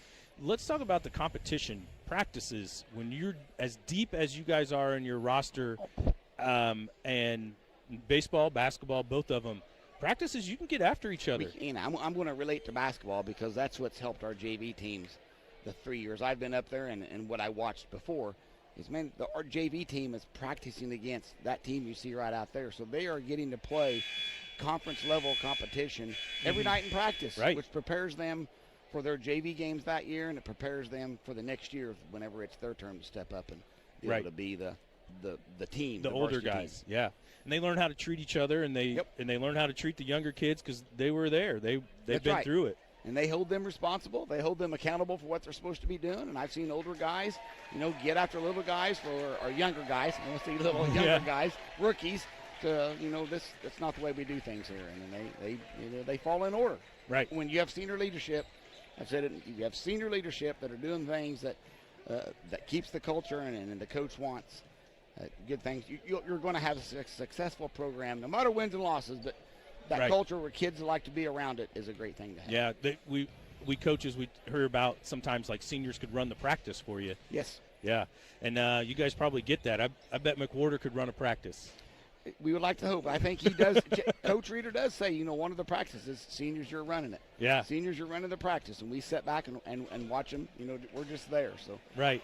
Reggie, I know you got 50 seconds. I got 50 seconds. You got 50 seconds, and you've said a lot about me, but ever since you came over this program, I've always thought Robinson has great kids come out and play hard. In whatever sport I've watched them, they play hard. And you're continuing on that same, and you got a good freshman player coming up, I think. 'Cause I saw a couple of them play basketball out here this year, and you're going to be nails out there, those young men that you have playing for you. Yeah, we just got to keep them working and keep them showing up and staying positive, and we're going to take some lumps, and we got to get through them. And we're going to be all right this year, too, Coach. I'm looking forward to it. You got to travel to Robinson this year, so I'll see you at the city park. All right. Sounds great. All right. Great talking to you guys. Yes. We've been talking with Justin Fleener. He's the head baseball coach at Teotopolis High School, also coaches basketball at Teotopolis High School. Zach, we're going to get it back to the station for 1 minute. Mike and I will be back for second half basketball. Looking for a bank that understands your community and your needs? Casey State Bank has There was been a line. family-owned and operated since There was a line where I went. You can rely on Okay, whether we're you're good. opening a checking account, It's saving for gonna the be a good. future, or applying for Could a be an loan. interesting They're Friday there night. to guide you every step of the way. Dude With can hang convenient on to services this. like mobile banking and secure online access, managing your finances has never been easier. Visit Casey State Bank today. Banking is local and personal. Casey State Bank, your community, your bank. Member FDIC. Because there's a job opening almost everywhere right now, you have a lot of choices. We also have job openings here at TOC Direct Media. Whether you have multimedia experience or think you have what it takes to inform and entertain, you should consider us for your next move. Log on to originalcompany.com and give us the reason we should consider you for one of our openings. Log on to originalcompany.com. We're an equal opportunity employer. And you've been listening to the Weber Insurance and Realty halftime. Ready to go with the second half here. Newton up 35-19. Salem will get the ball out of bounds. Winner comes back Friday night to play Teotopolis. And the Wildcats have it in the front court. Butts gets the first touch, top of the key. They move it over to Warren, spin it around the three-point arc. Ball tipped loose by Salem. They picked right up where they left off. They were able to get some turnovers against Salem. They've got the ball in the front court. Here's Wolf with it, top of the key. A nice putback right at the horn to end the first half. Over to Bergbauer. Now they move it back out top. And they go left side, try to reverse the ball. Finally get it to Bergbauer. Drives, gets a seam, and drives it into the hole from the left side. He's got 8. And the lead up to 37-19. Yeah, Salem's going to have to find a way to stop these guys off the dribble. Salem came in tonight, the higher seed. Banging inside, and Bavalo drops it in. He's got 8. 37-21. Just underway in the third quarter. 6:52 to play. And Newton again attacking the hole. Missed that one inside. Ball pulled down by Salem. They fumble it away, though. They're letting them play here early in this one. 3 ball from the outside. Boom. Mulvey, he's hot. He is hot. He's feeling it. 4 threes for him tonight. 40-21. 19-point lead. Inside shot missed. Putback is good, though. Butts with the rebound and the putback. Butts has got 11. And 40-23. 19-point lead's been the biggest tonight. Bergbauer not real confident in that three-point look. He's probably waiting for Mulvey to get open. Yeah, why would you want to waste a shot when you got him? They take a 3 and miss that. Bergbauer with the rebound. Kicks it off the whoop, and now he gets a 3 from the corner. It's Mulvey. Mulvey time. His 5th three-pointer. 43-23. Now it's at 20. Leaner is no good. Rebound to Wolf for Newton. It's all going their way here this evening. Bergbauer with it. Go looking for your shooter. Dishes off from the corner. New shooter. He'll miss. That's got to be a foul in there, yep. Yeah, I believe this is going to go to Bergbauer. Bavalo had the rebound. Waiting for the board. No, it's Mulvey. Hayden Mulvey is first. Just the team's 3rd foul of the night. Yeah. That's why the game's being played so fast. That first and, half flew by. I've got just 5 fouls on the night for Salem. Yeah. Wildcats back with the basketball, and they're down 20. 5:23 to play in the third quarter. And a long air ball there, and Bergbauer with that one. Newton's got control of the game right now. Mike, I got scores and stuff to go through. We get a chance. Okay. First thing I do is clean up the St. Anthony Vandalia mess that I made out of it. Did you have the wrong winner? Nope. Okay. Well, let's get a bucket here for Newton, and we'll rattle off some scores. Maybe somebody at the free throw line Look will at get that. after it. Bergbauer driving in. He's got 10. Off the dribble once again. Hey, maybe we'll get a timeout. Yeah, I'm surprised we haven't had one of those yet, to tell you the truth. Well, this boy, that's just half. flying through. You know, it's a 22-point game. And it's slipping away Oh, from them. yeah. Yeah, Salem came in the higher seed, and they're in shell shock. Newton just flat out playing them. Shot no good. Rebound. Ripped loose. Turnaround by Salem is good for Tennyson. The freshman's got 4. It's back to a 20-point game. 4:18 to play. It's going to be a long bus ride home at Salem if it stays like this. It'll be a quiet ride, won't it? Yeah. That's the shooter. Oh, Mulvey. Somebody better face guard him. 3 threes this quarter. He's lighting it up. 48-25. Touched, and it's Newton basketball. Bolt going to check back in the ball game for the Wildcats.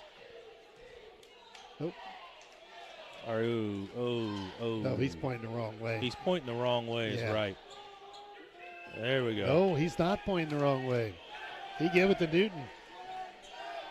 Whoa, okay. That's how bad things are going for Salem. That was right in front of their bench. That's a tough one. 3:49 to go. Yeah, Third quarter. tough for sure. That was off of Volk. Newton coach. He's still Coach coaching. Bierman's still coaching him. He's up 23.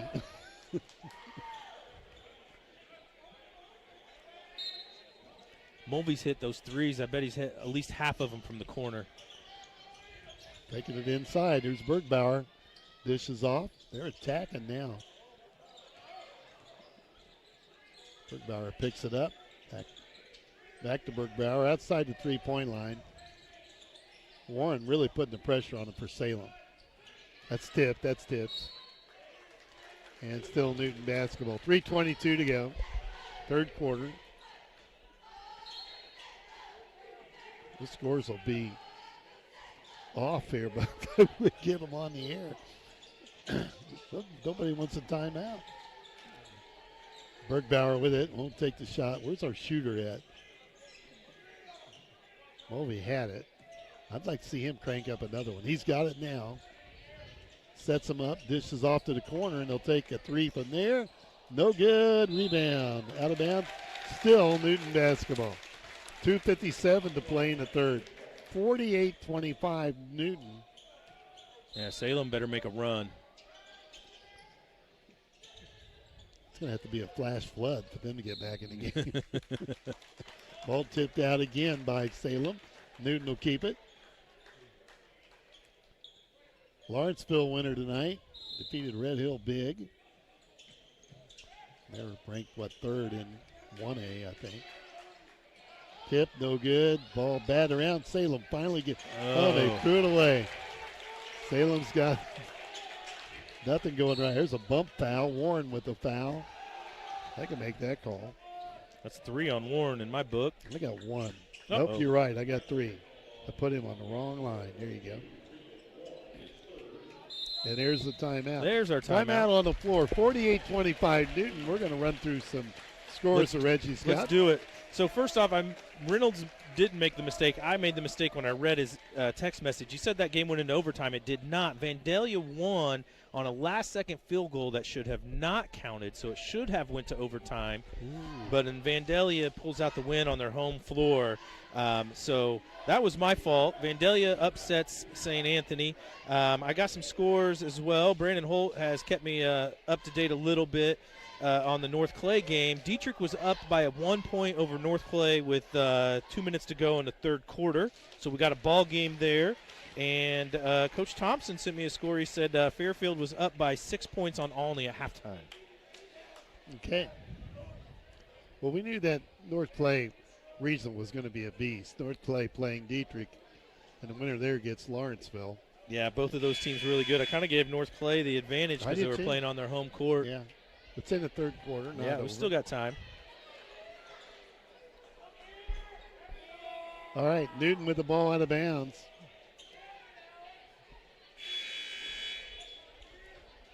.239 to play, third quarter, 48-25.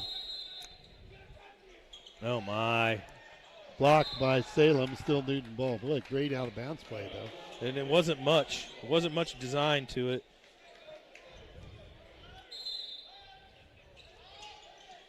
Try it again. They go right back in there again. A high banker is good for Volk. He's got 6, and it's a 25-point lead, 50-25 Newton. Just kind of looking around to see if the Teotopolis coaching staff is still here. Warren with a leaner for Salem. His first bucket, 50-27. I mean, you're looking at a running clock here. If it doesn't get, if Newton gets a little more offense. 2 minutes to play, third quarter. 50-27. 3 ball. Guess who? He missed one. Missed one.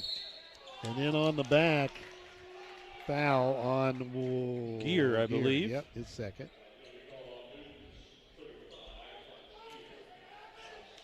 Yeah, Mulvey missed that one from his spot. 6 he's made.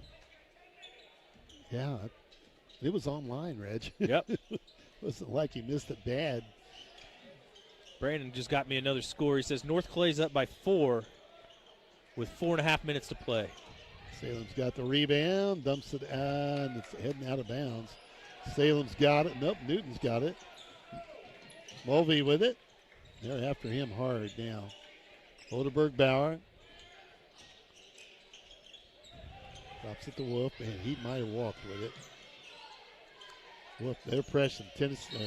Salem's just too handsy. Yeah, Salem Tennyson's going to pick up the foul. Salem's got a matchup problem. They're trying to play man, and they really aren't matching up very well. Right now they got Tennyson guarding Wolf, and Wolf's too strong for him. And then they're trying to take Bavolo and face guard Mulvey. Back with it. Over to Bergbauer. Swing it out top of the key. Over to Mulvey. Mulvey's being hounded. I don't know if they've got a chaser on him or just tightening the defense up. Right. No, you're right. They don't have a chaser on him.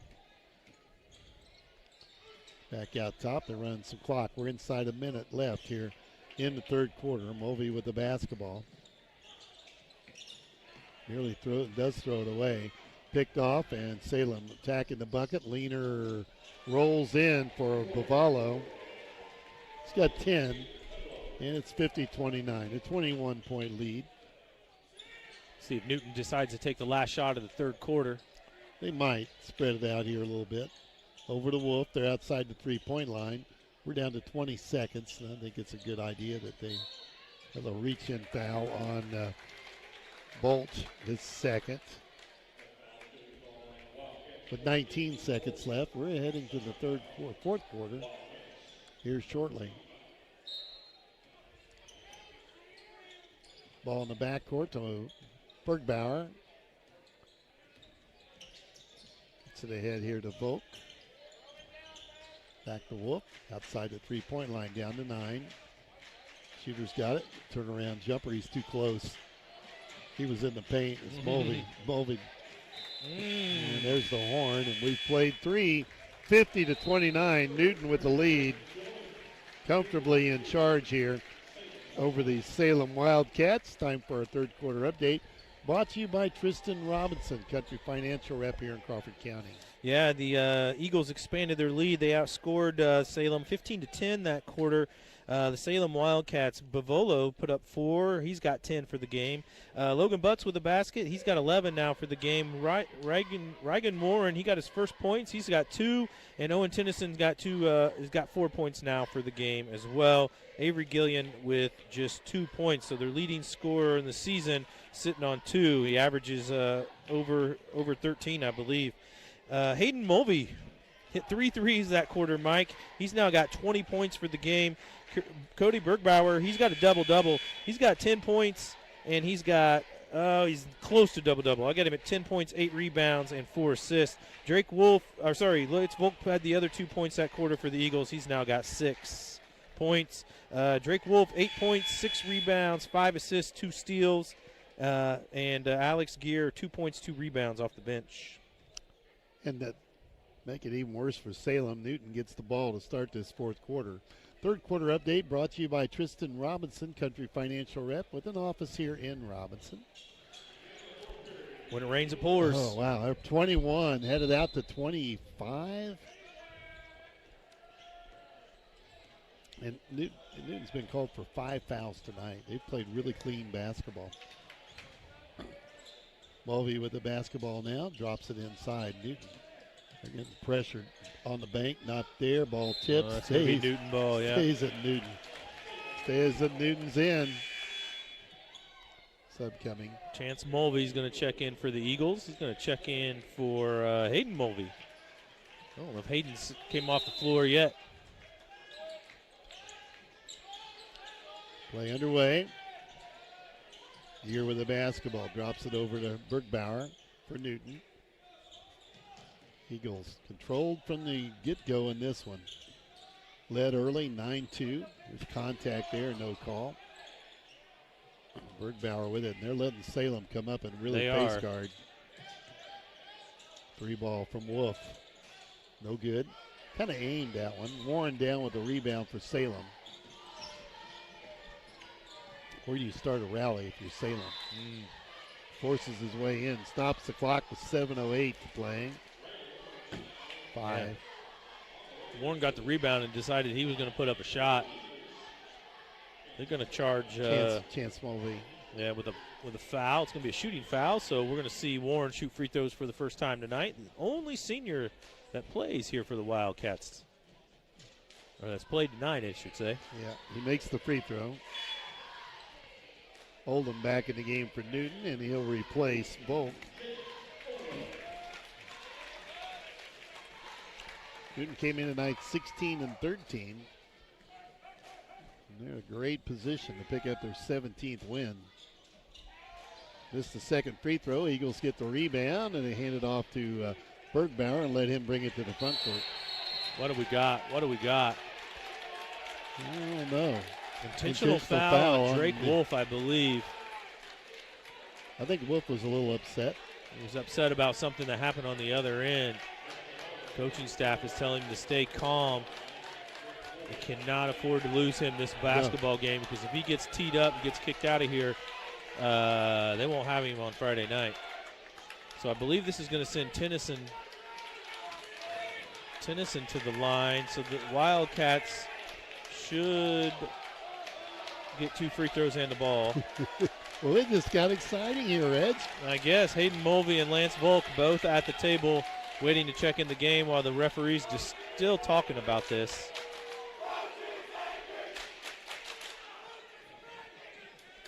Well, they're going to get a shooter up here eventually. It's an intentional foul.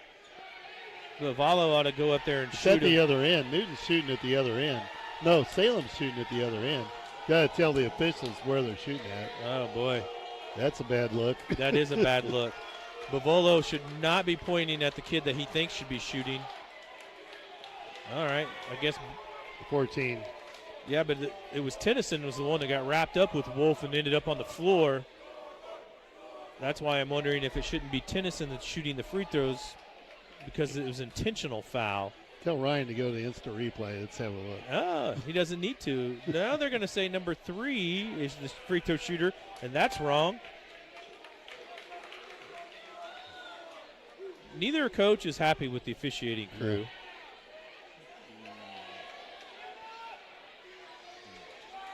We were moving along quickly, Mike. Yeah, it's slowed down now. They're going to let 3 shoot them.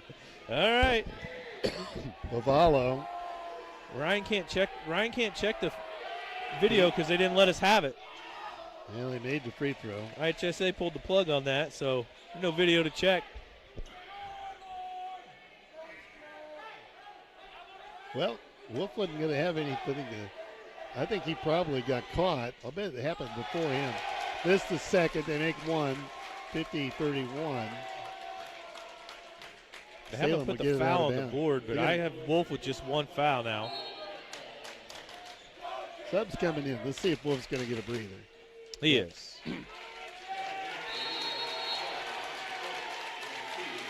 He's getting a standing ovation is what he's getting. The Eagles are going to take timeout. Timeout on the floor. Still's trying to figure out what happened. 50-31. Newton with 7:02 to play. We'll take a 30-second break as well and be right back. We had a little excitement. We both were looking away, though. I know. I don't know what I was looking at. I wasn't looking at my phone. I think I was maybe still looking at my score sheet. I think I was looking at my score. He must have shoved somebody. Wolf acted like it started at the other end. Yeah. We're talking to him. They're probably telling him you cannot get kicked out of this game. Yeah, I mean, they're up 19. Maybe you just sit him the whole game. Protect him. Why not? Protect him from himself. Until he calms down, because they're going to bait him when he comes in. Oh, yeah. Reggie and I talking about how to handle Drake Wolf, and you don't want to lose him. You're in great shape to win this game, and if he gets another problem here. Right, yeah, so. That's an intentional foul, so you're going to make that mark. Right, and. 2 on him. I know Drake from the baseball field, and he's a really good pitcher, and he usually always seems to be a kid that keeps his head. So, unfortunately, I can't go back and watch the video and see where that all started and how they ended up getting tangled up. Ryan didn't have that? No, it surprises me that it's Drake, honestly. It does. But, yeah, Mike and I were talking about maybe just kind of protect him from himself and just go ahead and sit him and see if they can't get away with sitting him for a while and sitting him for the officials got a problem. Rest of the game. We got a fan problem. Now we got a fan that's going to leave. Yeah. I don't know what's going on. Bring some of our personnel to sit behind the scorekeepers to kind of keep everybody calm down here. It's just no point getting too crazy. No. Play underway. They're going looking for somebody. Leaner inside is good by Vivalo.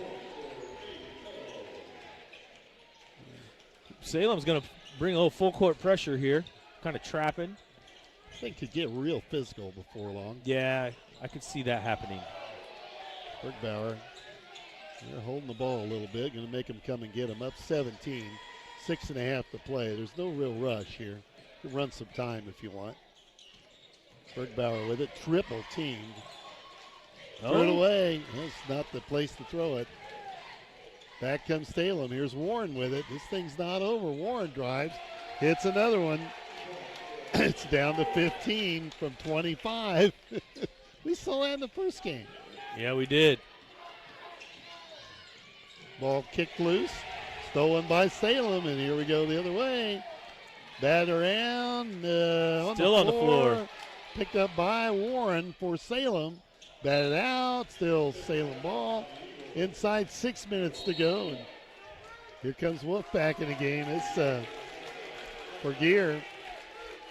Wolf's going to check in for Gear. Yeah, Wolf is one of those guys that really helped settle it down. I'm sure he was going to handle the press a little bit better than Gear does. Oh, Warren slips. No travel. Must have got rid of it. Free ball from Salem is offline, and Mulvey down with a rebound. We're going to pressure him to Bergbauer. Over to Mulvey. They're trying to trap at the top. Little helter-skelter out of the Wildcats here. Wolf's got it. And that's got to be a foul. Slap the ball out of bounds, and Newton will keep it. 5:28 to play. 50-35. The lead down to 15. And Bergbauer in the backcourt with it. Gets it over to Mulvey. And back to Bergbauer. They need to be a little more cautious with the basketball. And there's a reach-in foul on Tennyson, his third. They've got fouls to give. Yeah, they do. That was just their first team foul, Mike, so they've got 3 more to give.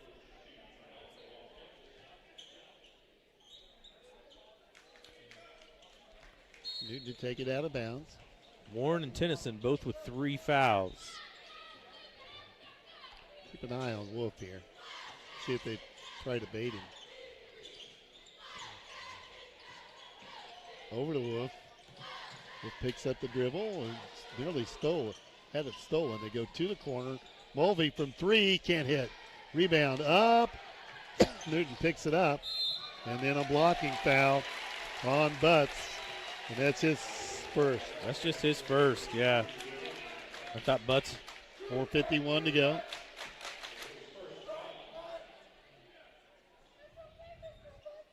You know, Newton's kind of playing a little too cautious, Mike.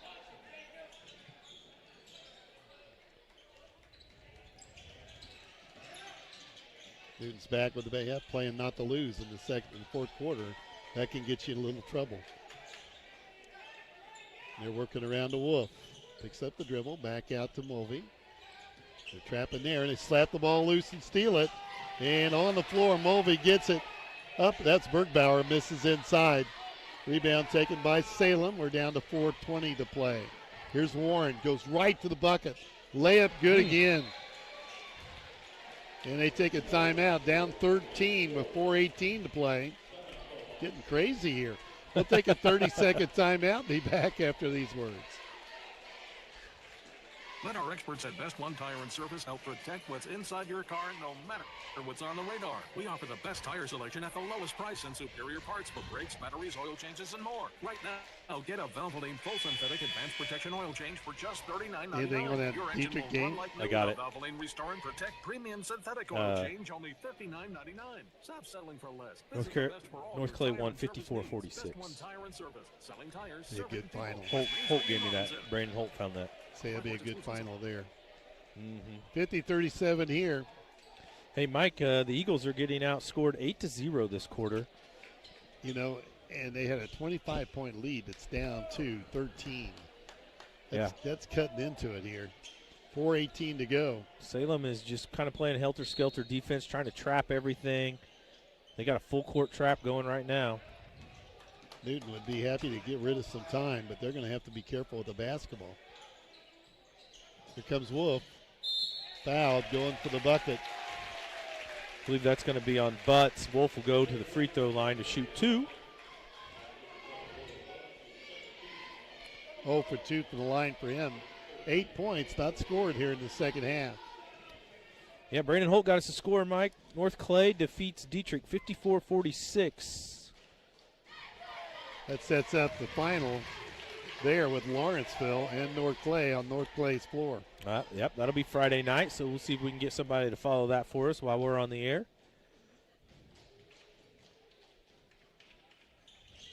And Wolf hits them both. And that stops the fire a little bit. 52-37. Back to a 15-point game with 4 minutes left.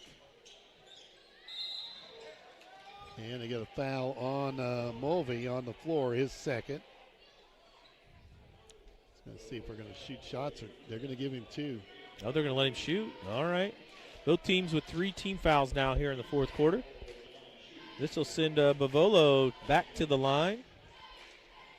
I've got him 2 for 4 at the line tonight. Bavolo with 3:58 to play. Hits that one. He's a junior. 14 here tonight. You're right. You're a fairly young team. Second free throw on the way, and he knocks them both down. He and, he's done most of the offense for them. Yeah, he and Butts and Tennyson, they're all going to be back. Layup. That's good basketball. That was really good there. Volk with a layup as they break the full court press. From the right side, laid it on the glass, now 54-39. And there's a nice move from Bolt, the sophomore for Salem. His first points of the night. And try it again. They got him set up. And they hit another one inside. Oldham with that one. A nice feed from Wolf. 56-41. Back-to-back assists for Wolf. Down to 3:19 to play. 3 ball from the corner. That's well short. Put back, though, right there. It is dropped in by Bolt. He's got the second field goal. Newton slowing it down. And Salem chasing hard. They get it over to Bergbauer. Inside 3 minutes to go. Bergbauer on the dribble. Feeds it off to Mulvey. Oh, we'd like to let him come and get him. Jumper in the paint, that's good for Volk. He's got 10. Good adjustment by the Eagles out of that timeout. 58-43, and Newton looking better with 2:40 to play. And the long three, no good. Rebound chased down by Newton. And with 2.5 to go, Salem going to be forced to foul here. They get a foul to give. Over to Wolf. Drops it in the corner. Back to Wolf, tipped over. Did you see that? That was, he just kind of volleyballed it. Directed it to the corner. Yeah, there's a great play and it's foul. Wolf gets it. That time it was Volk assisting Wolf. Wolf's going to have an and one here. Get the foul. 3 on, that's first foul on Bavado. Yep. Bavalo.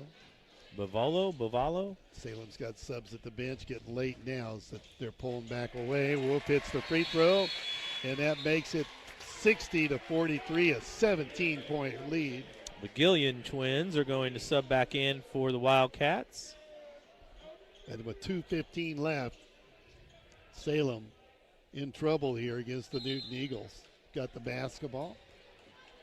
61-43, an 18-point lead when it was cut down to what, 6? Yeah, it was, I'd say 8. 8 maybe. Bergbauer's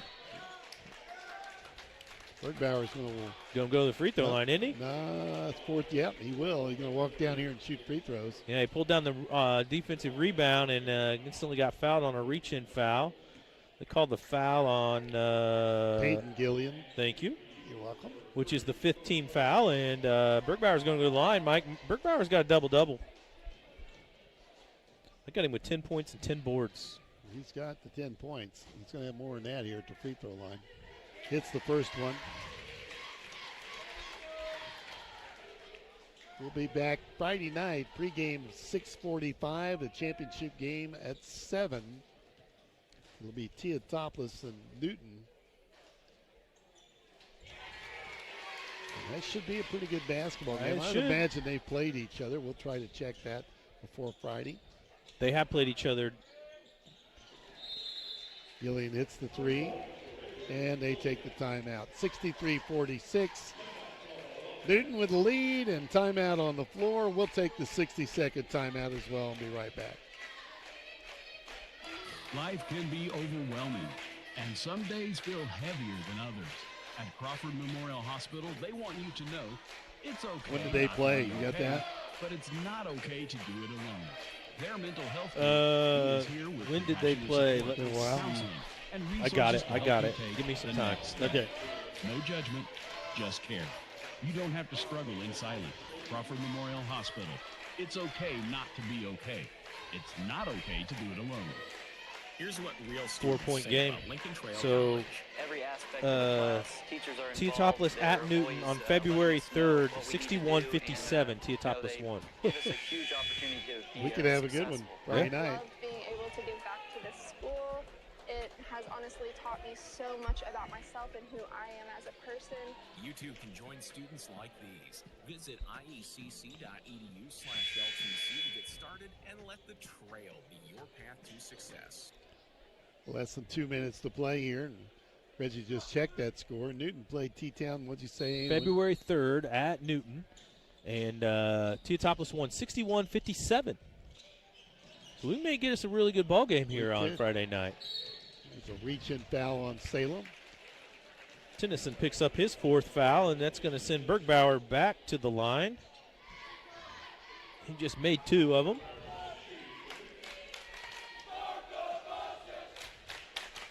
Bergbauer, 2 out of 2 from the line, 12 points tonight. Rolls it in. Maybe we'll get the student section back again to our right here on Friday night. I'll bet there'll be a few more people here Friday night for both schools. You know Teotopoulos is going to be a bigger crowd. They had a nice crowd here this evening. They did. Hit them both. 65-46. Newton usually typically travels well in football and basketball, so. Foul underneath on Newton. Newton coach saying you don't need to foul now, guys. That's going to send Bavolo back to the free throw line. Mulvey with his third foul. And we're down to 1:42 to play, 65-46. Well, that went straight in, straight down, didn't it? Yeah, he made that one. Got him 4 for 5 from the line here in the fourth quarter. Well, you helped him on that. I jinxed him. Always works that way. Newton with the rebound, chased in the backcourt. Mulvey throws it away, picked off down court by Bavalo. Minute 30 to play. 3 from Warren is good. Warren's got a little touch. Yeah, he does. 60 down to 15.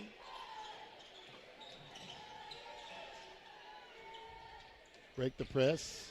And they steal it again. It's Warren again. That kid can jump. Ball kicked loose and a foul on the Mulvey. That's his fourth. Down to 1:07 to play. 15-point game. Bavolo back to the free throw line for the Wildcats. Still a 15-point game. 1:07 to go.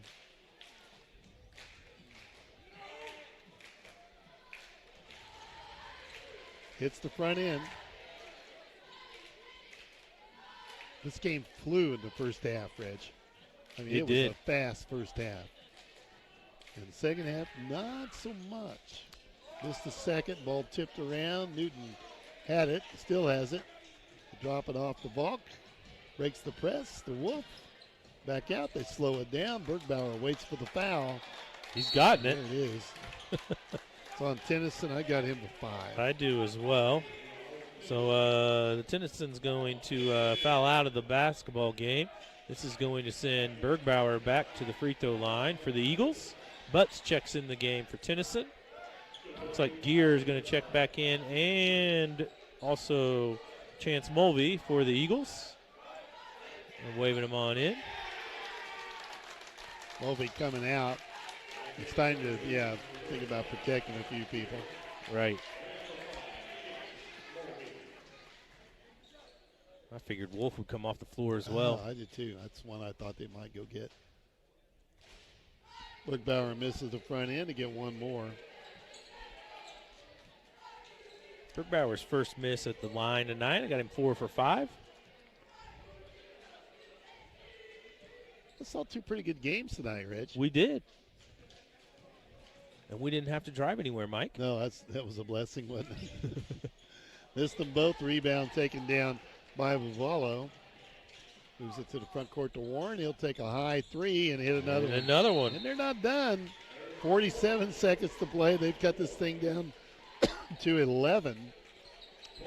And I believe that Salem just took the timeout. Yeah. Mulvey and they are out of timeouts. That was it for them.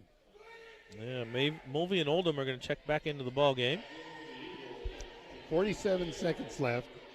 And it'll be Teotopoulos and Newton Friday night here in the Class 2A Regional. We'll have a little more information on the game Friday in the pregame. Winner there will advance to sectional play next week. And down at North Clay, it'll be Lawrenceville and the host North Clay Cardinal there. Keep an eye on that game. See if I can figure out where the Lawrence. winner of our regional is going to go. I'll have that figured out, of course, by Friday. By Friday. Got a final. Fairfield 40, Olney 37. So Olney in the LIC bows out. So I believe that means Fairfield will play Vandalia in that regional championship over in Vandalia.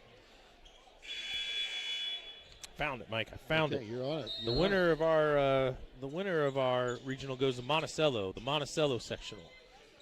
Well, that'd be a bus ride too. And they'll put Wolf on the free throw line. Yeah, we don't need any of it. No, got to be careful here. And I think Bergbauer got hit. He needs some help. Getting rough. Thought it might get that way towards the end. Wolf at the free throw line. The foul on Butts is his third. And Bergbauer's going to have to check out of the game. Looks like he may be bleeding from the nose. Coach Rawlings is going to step up and take care of him.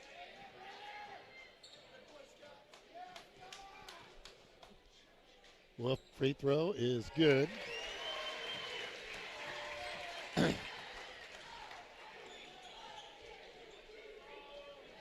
One more coming, 66-54. Monticello for the Sectional, huh? Yeah, how long of a drive is it to Monticello? Played there in baseball sectionals a few times. Let me tell you why. It's a long way. Yeah, won there once, lost there once. Timeout on the floor, 67-54.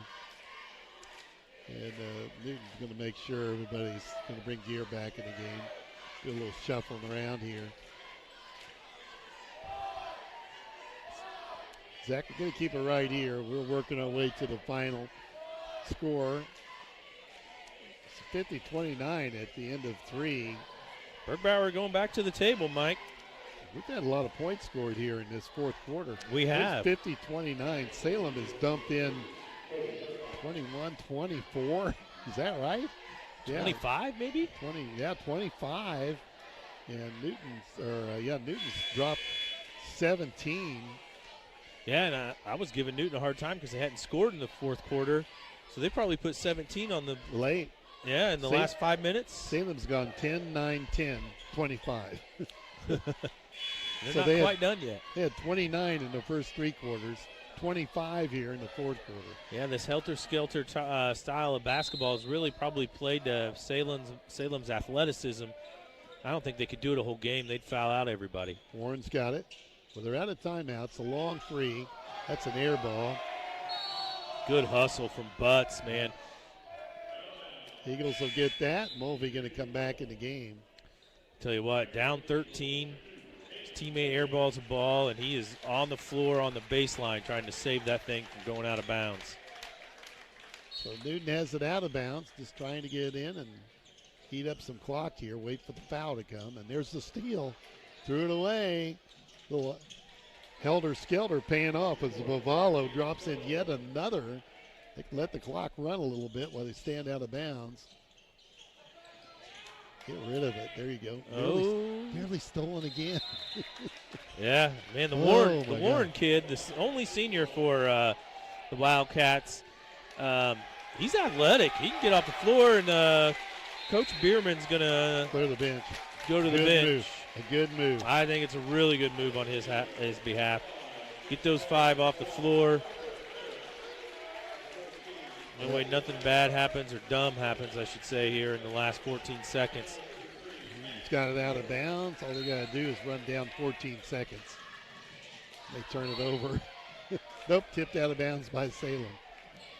Yeah, Salem has not emptied their bench. They got the same 5 on the floor. Coach for Newton's going to take a 30-second timeout. You're up, Coach. You're up 11. All right, he's going to take a 30. Okay, 13 seconds left. I guess he wants to make a point. I guess he wants to teach a little bit. The little guy's coming he's in. Fired up. Yeah, he is really going after him. If you get on the floor and take care of it, well, he's really hot on him. You know what I think he's hot about, Mike? I think he's really hot because the Salem coach left his kids on the floor. I think he's more fired up and more mad and more angry about their head coach than he is his own kids. Maybe. He could be right. I think he's just trying to get his own kids to play a little harder. Salem's got the ball out of bounds. They throw it out long here to Warren. And a finger roll. Look at that shot from Warren. That's a nice move. Stand out of bounds, pick the ball up. You don't have to get in a hurry. Drop it in. And knocked out of bounds somewhere. God, it's off Newton. Yeah. Off of Newton, Reg. Salem ball with 3 seconds to play. Throw that long 3 ball. No good. Don't foul. There's the final. 67-58 is the final here. Newton will advance to championship game Friday night. Play Teotopolis. Well, that was a rough one here. Let's take a 1-minute timeout. We'll be back with the Crawford Memorial Hospital postgame after this. Looking for answers about your health? Now you can see what's going on without the guesswork. Crawford Memorial Hospital is proud to introduce their brand new in-house MRI unit. That means what was faster the final? appointments, 67-58, and quicker results, all without leaving town. No more long waits, no more traveling far. Your care, your comfort, your community. I had Crawford 4 out of the Memorial 5 Hospital. starters in double See figures. what's going for on without the guesswork. Okay, I'm still working. At Casey State Bank, they believe banking should be as personal as your hometown. Since 1968, they've been helping local families, businesses, and farmers achieve their financial goals. From simple checking accounts to business Yeah, I loans, did as well. their services are designed. Warren didn't have any with points in the Plus, first with half online and for mobile Salem, banking, finished you with can manage your 15. money Yep. anytime, anywhere. Trust your community Had bank. 13 in the Casey fourth State quarter. Bank. Your community, your bank. Member FDIC, equal housing lender. Welcome back. Time for the Crawford Memorial Hospital postgame. Proudly providing athletic training services to Crawford County athletes. And the trainer here tonight, Scott Rawlings, was back and forth a few different times. Yeah, he got a little busier there in the second half of that game when it got a little physical and, I don't know, more handsy, I guess is what we're going to say. Something, yeah. Well, let's recap the second game here tonight. A good win for the Newton Eagles. They finished 17-13. They'll go on at 17-13 on the year, winning 67-58. Salem finishes their year at 12-19. Reggie? First for the Salem Wildcats, they had quarters of 10, 9, and 10. You add that up, Mike, what do you get? Without money, 29. Yeah, they just had a fourth quarter of 29 as well and doubled it up to finish with 58. So they were led by the junior guard, Caden Bavalo. He finished with 19 points, 4 rebounds, 2 assists, and I had him with 5 steals. They were followed up with the senior guard, Rygan Warren. He finished with 15 points, and Mike and I were talking about it during the timeout. He didn't score in the first half, Mike. He had 2 in the third quarter, and he had 13 in the fourth quarter. He finished with 15. We had him with 1 rebound, 4 assists, and 2 steals. Logan Butts, the sophomore, finished with 11 points, 6 rebounds, 1 assist, and 1 block. Luke Bolt, the sophomore, he had 4 points, 1 rebound, and 1 steal. Avery Gillian, he had 5 points, 2 rebounds, 1 assist, and 1 steal. Owen Tennyson off the bench with 4 points and 1 rebound. For the Newton Eagles, as Mike said, they improved to 17-13. They had quarters of 18, 17, 15, and 17. Really very consistent ball game by the Eagles. They were led tonight by the sharp-shooting Hayden Mulvey. I had him hitting 6 threes, and he finished with 20 points, 3 rebounds, 1 assist, and 2 steals. Drake Wolf, the senior, 16 points, 6 rebounds, 7 assists, and 2 steals. Cody Bergbauer, the other senior, had him with 14 points, 10 rebounds, 4 assists, 2 steals. He had a double-double. Lance Volk, the third senior, he had 10 points, 2 rebounds, 3 assists, and 1 steal. Jacob Oldham with 2 points and 2 rebounds and a block. Alex Gear off the bench with 2 points and 2 rebounds. Chase Mulvey off the bench with a rebound. Let me add up these rebounds here, Mike, because I know Newton completely blew them out in that column. I had Newton with 27 rebounds for the game, and I had the Salem Wildcats with 15 rebounds for the game. Yeah, that was a big difference, especially in the first half, but a big difference in the game as well. Turnovers, I had Newton finishing the game with 12 turnovers, and I had Salem finishing the game with 14 turnovers. A lot of those turnovers on Newton came there in the fourth quarter when it kind of got crazy with the man-to-man and trapping, and Salem just flying all over the floor trying to come up with steals, which worked. So 2 good ball games here tonight. Teotopolis, the winner over Mount Carmel, 50-43. In the nightcap, it was Newton 67, Salem 58. We'll see Teotopolis and Newton Friday night at 7 p.m., on with a pregame at 6:45. As Reggie mentioned earlier, that those 2 teams played a few weeks ago and ended in a 4-point win for Teotopolis. Is that right? That's right. That's what you said? Okay, so we could have a heck of a ball game here Friday night. Hey, I was glad we got to do the games, Mike. Thanks for anybody that got to listen to us. Sorry we didn't get the stream going. You can probably follow us again on Friday night on the stream. It'll be radio broadcast only. We won't be allowed to give you any video. Who we got looking at me? Got to put my eyeglasses on. Oh, I'm good, Eddie. I'm gonna go talk to Ed. Okay, you get us out of here. We're gonna wrap up. Hope you've enjoyed tonight's broadcast on WTYE FM, WTYEFM.com on the internet. Been listening to the postgame brought to you by Crawford Memorial Hospital, proudly providing athletic training services to Crawford County athletes.